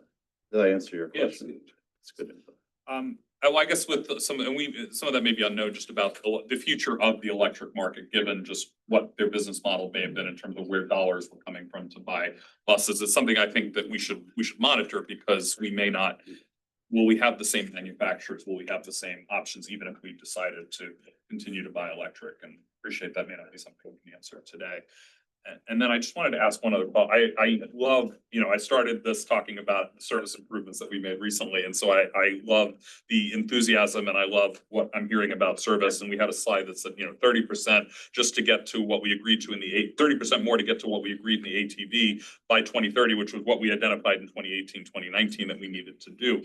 I just wanted to ask a question, something we've talked about as a board. Every year we submit supplementals basically that include the unfunded segments of our new Dash network. They go through the manager who's got tremendous pressures throughout the budget. We're not getting, those included because of the costs that are associated. And then we're coming to you during the budget season and saying, hey, can we get a little money to do this, and kind of rallying community support. Is that how you want to see these come through, especially given the fact that we're looking at invest in service? And it's something we just would love some guidance as we go into the next budget season about how that should work.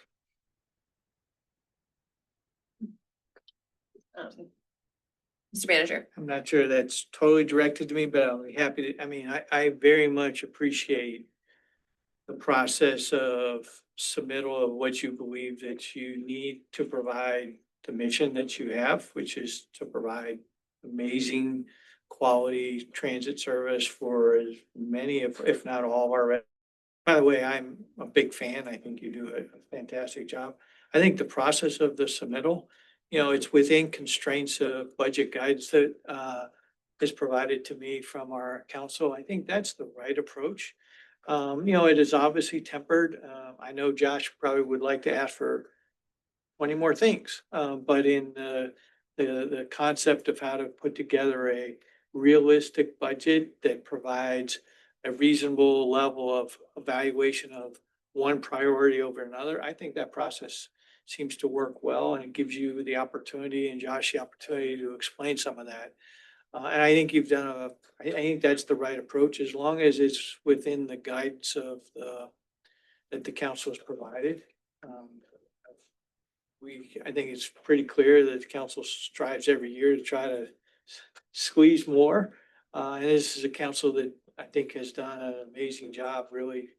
You look at last year's budget, we were one of the few communities that didn't got $6.5 million, but there's programs and services still made it for a big team. That's pretty impressive. So I guess my general thought would be that process really works and it's very interactive. I mean, one of the things that I'll comment about your general manager is that he and I spend a lot of time. Josh will share with me his thoughts on some things. This conversation about diesel and electric, you know, he is very creative and he'll look for flexibility where he's got a really good fiduciary understanding as well. So I think the process to me seems to work well. I know it can be frustrating because you want to do three things and we only find you for this one, but I think that process seems to work. But that's really more of a council. I'm sorry I stepped into that with council, but that's how I see it. I mean, I don't see any, it's not a disagreement. I think it's been a helpful process and it gives us then, we're able to look at that list and kind of make decisions about where we think we can make the best impact. Can I have one quick thing on that? Yes, and then I want to do a time check, Josh, and see where you'd like to move it. I just wanted to acknowledge, I love the equity score that you do on that as well. I just think it's been super helpful to the extent we continue with it. Like, that's a great piece. And it's something we've had trouble quantifying in other areas in the same way. So just thank you. I think I'm gonna skip the next Menti poll because it was getting at something that you all already tackled, which was sort of understanding and hearing from you about your perspectives around where we should be focusing our approaches. But I do promise I have one more Menti poll.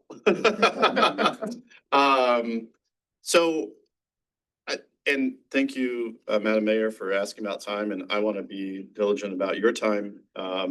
The good news is we're sort of at the end of my presentation, so this has been really helpful and really productive and timely. So I think at the end of the day, it's important to understand how the focus areas intersect. And we've had this conversation already, so this may kind of repeat back to you, but I think it's good to kind of put it on the screen and understand it.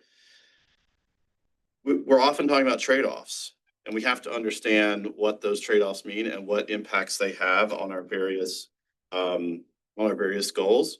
So at the beginning of the meeting, we talked about Dash's strategic goals, and I zoomed in on goal 1, which is system excellence recognized by BUS.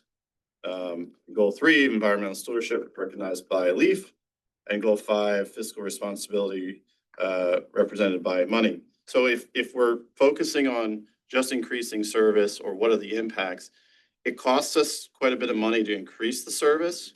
It leads to increased ridership, better access, and fewer singular occupancy vehicles. And it's cheaper to do that with diesel, more expensive to do with electric. Again, just kind of repeating back the conversation we've had. If our focus is really about electrifying the fleet, we have the biggest impact on decarbonization. By far, we know that the impact on the environment is substantial with that goal. And I'm excited to hear that there's interest in continuing to pursue that in some way, shape, or form, because I'm very passionate about it myself. I don't want to come across as not. But again, that zooms in on goal 3. If our focus is to prioritize state of good repair, we're making sure our reliability stays as good or better.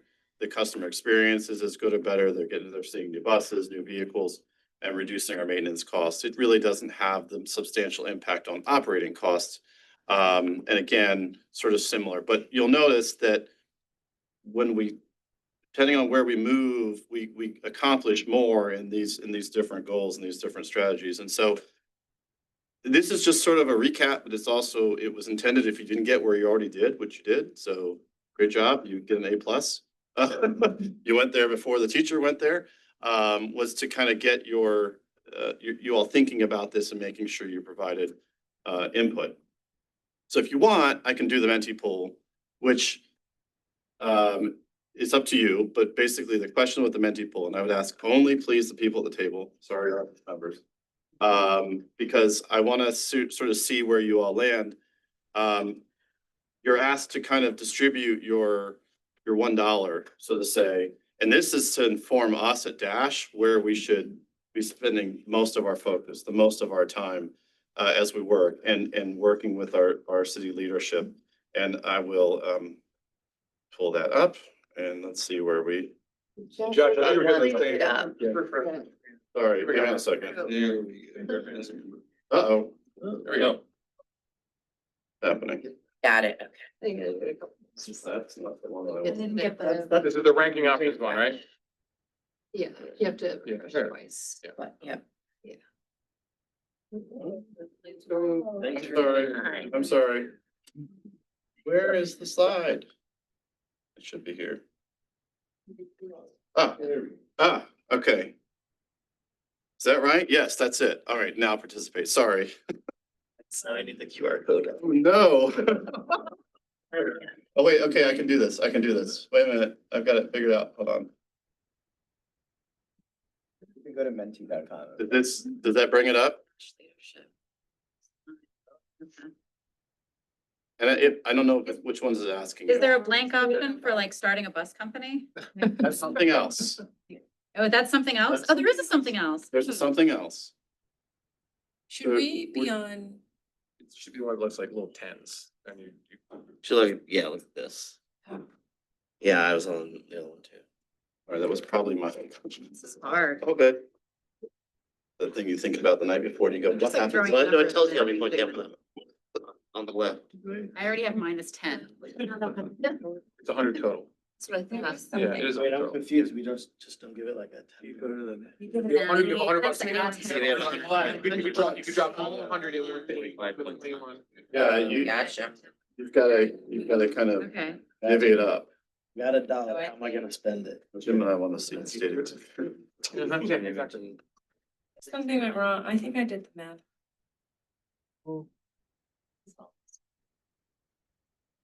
I can't.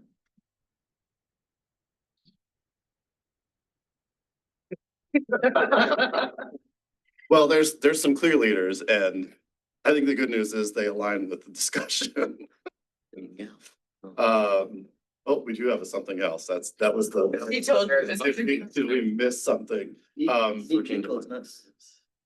Again, I think what I'm looking for here is to help me and my team understand where we should be spending our time in getting you more feedback, more data, more information, better information, whatever that may look like. Where is it most important that you hear the most about?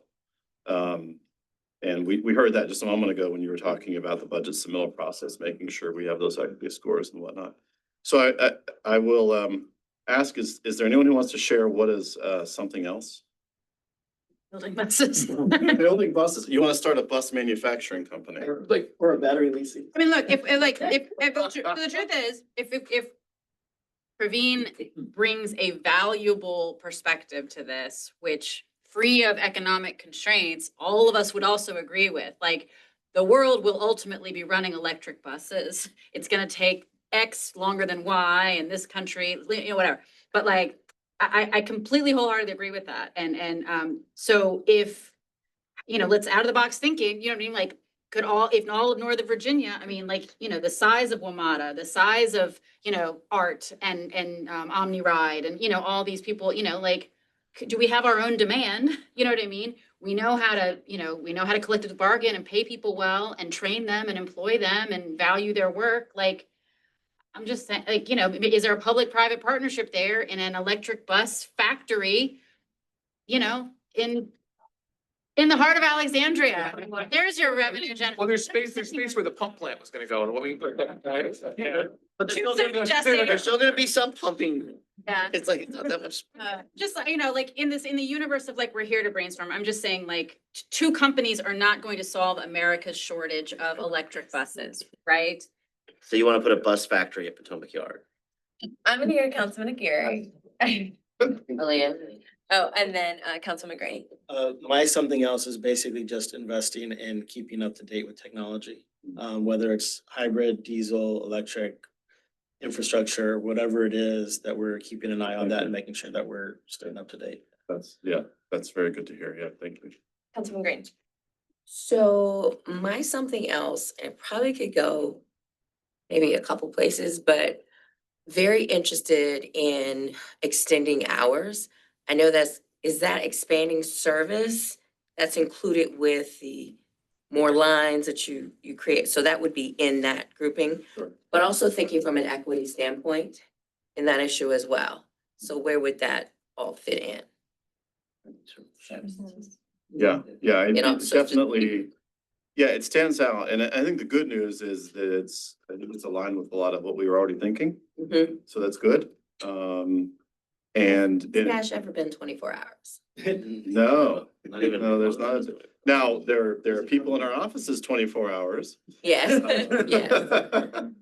But there hasn't been a bus on the road 24 hours, not yet. But and I appreciate you bringing that up. I think I would remark that, again, thanks to the investments of city leadership, city council, the priorities of the dashboard, we have seen substantial investments in off-peak service that has returned great gains. Yes. We have seen people using Dash all day, the middle of the day, and able to get where they need to go and not having to wait an hour for a bus because it's 12 o'clock and they assume everybody's at work right now. And fortunately, we were ahead of the curve when COVID hit, and all of a sudden the workday went from going like this to being more like this. So, thank you. So I guess my question for you, as we prepare to close, like part of us doing this was so we that had a better understanding of the pressures you're facing and where you're headed. I guess, how can we expect to see this information? We're probably not gonna meet again before we go into the budget session. Is this a memo that comes back to us? Is this, as you're preparing to work with Jen, there's gonna be focused buckets on each of these categories? But I guess, how are you thinking you might use this information to inform the decision making moving forward? I'll answer from the staff perspective and then ask our board chair or other board members to weigh in, but you know, it's, again, I will say it again, an incredibly helpful conversation because it helps to understand where everybody is at the table and make sure everybody understands the same things at the table. I think in my view, this does not inform the upcoming budget process. We're right there. I would note that, and I don't know if everybody knows this, but it's not private information. We're going to be renegotiating our collective bargaining agreement anyway. But the good news is that's aligned with our city budget process this year. So we've, checked a box there. So we have pressures around that. We understand the city's pressures. The environment has changed. You all are working in a challenging environment. So I think my view in the coming year was we'll submit our current services. We've all had a conversation about what current services is, why it's important. We'll bring the supplementals that align with the ATV and check that box. But I think in my view, we can potentially start to crank out some data points that answer specific questions. And those could potentially be consolidated in some sort of follow-up memo that sort of answers direct questions that are clear. Secondly, that we are building, it's been a process and we're continuing to work through it, building our data and building our dashboards and building our public facing information. We can provide more, I think you all might remember, we provided a value of transit analysis for Dash to you all, I think last year, continue to do stuff like that. Maybe something similar to that where we output some other aspects of this conversation and make sure that you're hearing about the things you need to hear about. But then further out, this helps us to understand what, if any, tweaks and adjustments we need to make to plans and come back to you. And we're going to ask for the board's concurrence on those and the city council's concurrence on any of those changes to make sure that we solidify the understanding and guidance. Because at the end of the day, I don't plan to go anywhere, but I always think whenever you're in a role like this, is you've got to plan for the future no matter who's in the seat. And I think it's important to memorialize the conversation in a way that guides whoever it is. Hopefully it's me, if my, board continues to like me, and we continue to work together towards those goals. But regardless, we have them. And I think that's the other part of our strategic plan. The last piece is that we will tweak our strategic plan to capture the essence of these conversations and make sure the board aligns. But I want to hand it over to my board member. Josh, I think you said it very well. I mean, we do have the Dash strategic plan. We went over the environmental stewardship goal, and that does require some rethinking. But I also we respect deeply city plans and policies that are in place. So the environmental action plan had a specific date by which we would transition to all electric buses. And so we've continued to build around that. But as we get closer, as Josh talked about, to that cutoff date, we needed to know from council kind of how do we do this instead of just, starting to make some assumptions about what things should look like. And it's for the community as well to do that very transparently as we did tonight, so people understand what are the drivers behind this. And, it's not just these decisions kind of being made in a back room. And I think it was very helpful for us to kind of understand where you are and to make sure that we are aligned coming out of this. And so I very appreciate the conversation. I don't know if any of my colleagues want to jump in on that. So, Leah, a little while ago, you sort of asked, you said you've been hearing a lot from your colleagues. You wanted to hear sort of where this side of the table was at. And I'm certainly only speaking as one board member, but I think the two things that are the highest priority for me when I'm looking at is we have made an incredible reputational bet, both Dash and the city, on being fare free, right? And that sort of seeing that commitment as a locked in North Star that we're not going to retreat from, I think is very important.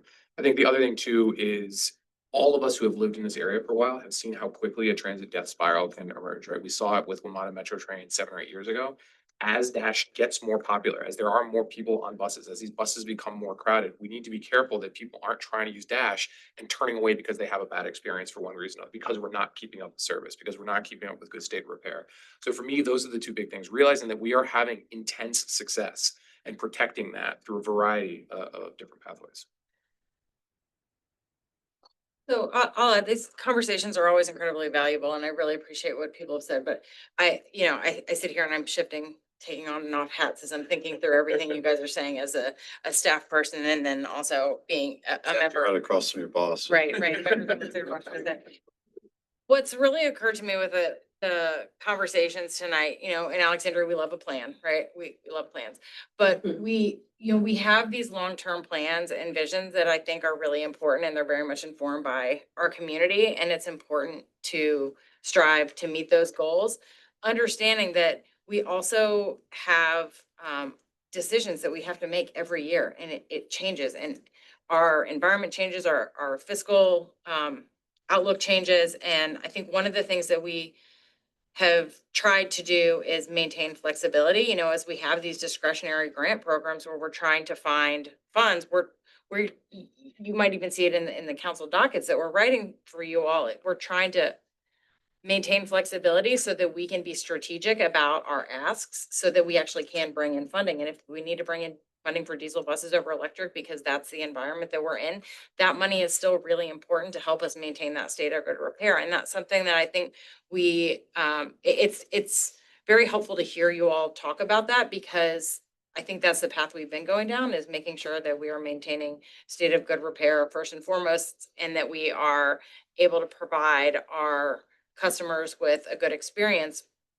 But I appreciate Praveen's comments and, outlook to 2031, but it's very hard to plan for technology, and we can have goals and vision, but we're going to have to be able to be flexible. So again, it's helpful to hear what information you all need to make those decisions. And the one last thing I want to touch on, because it actually hasn't come up tonight, but Councilman Alnubi and Vice Mayor brought this up in a way, but when we're investing in transit, it's also our infrastructure, and we have invested a lot of money in our roadway infrastructure and our BRT projects that are coming. And a lot of that service isn't even baked into the ATV. So those are things that are coming and that are really going to change the way people experience transit. It's going to be so much faster to hop on a Dash bus and go out to the West End, Go down Duke Street. the West Landmark, I'm struggling, to go down there and not park your car and be able to just get on and get off. And people are going to realize this is faster now because we have these dedicated lanes and that gets to the point of these long-term investments and long-term plans that you all have supported. We have to have that because infrastructure takes a long time, but we are building it. And I think that'll really make a difference in the experience of people and bringing them onto the bus and understanding that the transit is a really good option. And that's helping all of our goals of getting people out of single occupant vehicles. It's helping our environmental goals and all of the things. So I just wanted to kind of bring that up because we didn't touch on it. And I think there's a huge investment in the city and there's been a lot of support from council for some of those projects. So, appreciate the feedback because I think it's really important for us to know what information you all need to make these tough decisions. All right, it looks like we have one last hand, or two hands, and then I think we're at our time boundary. So Praveen and then Councilman Gary. You're on mute, Praveen.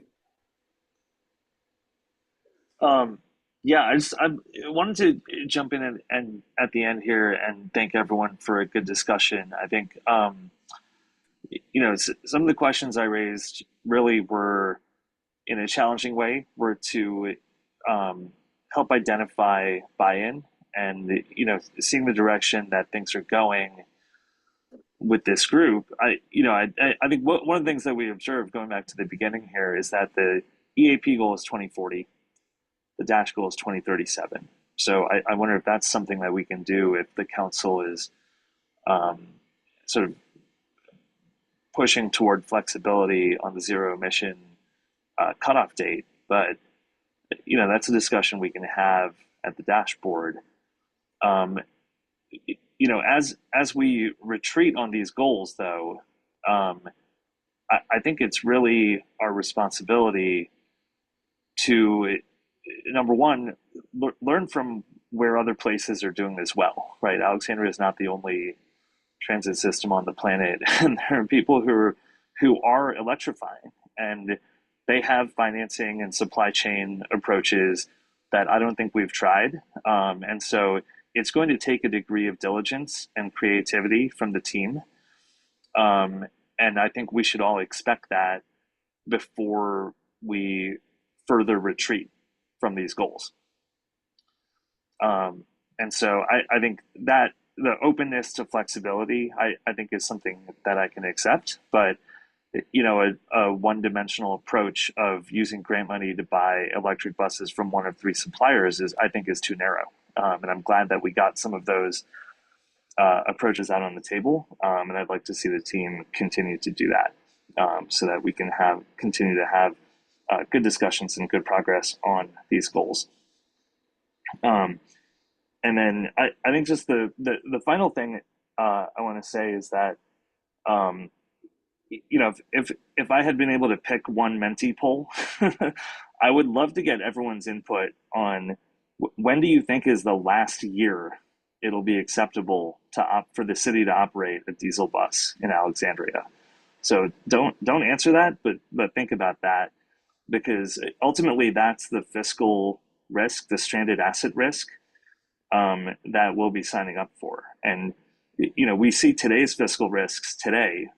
It's harder to see the future ones, but having to scrap capital assets before their end of life is really expensive. It's really, it is gambling with taxpayer money in the same way that other people would consider different decisions today to be. So I just want everyone to think about that, because the two, it's not a sure thing that one is a clear winner over the other if you buy a brand new diesel bus and then 5 years later you have to retire it because the community doesn't accept that asset being operated here.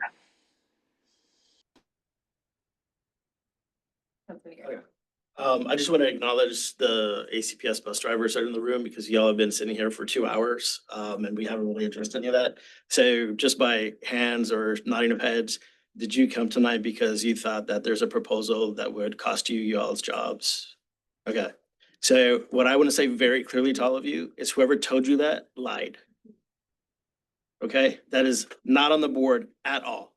And I'm very upset that ACPS leadership is not still here, but you are. So I applaud you guys for still being here. I will stay after to talk with you further. If you have any questions, I'm happy to answer them. And I'm sure Josh or the city manager will stick around a little bit as well. So thank you all for your patience.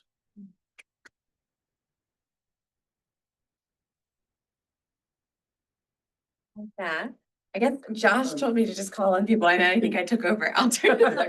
You technically have until 8:30, but if you get everybody going early, so I'm done. Yeah, I'm done. I know, I put 7:30, but your council calendar says 8:30, so. Well, then, with that, No, I'm taking credit back. I think many of us will still be around, so happy to chat. I do want to say thank you again, Chair Kaplan, and to the board for proposing this. I think this is extremely helpful. We don't always get to do this with a lot of our partners as we go into a period of tough decisions. And so to understand what you guys are thinking about is really helpful to us. So thank you everyone for their time. I would also say, not just to everyone here, but to guests in the room, there are like 12 boxes of pizza. And so if you are hungry, please food as well. Thank you all. Thank you. Thank you. Yeah, that's a great conversation. So. Appreciate you.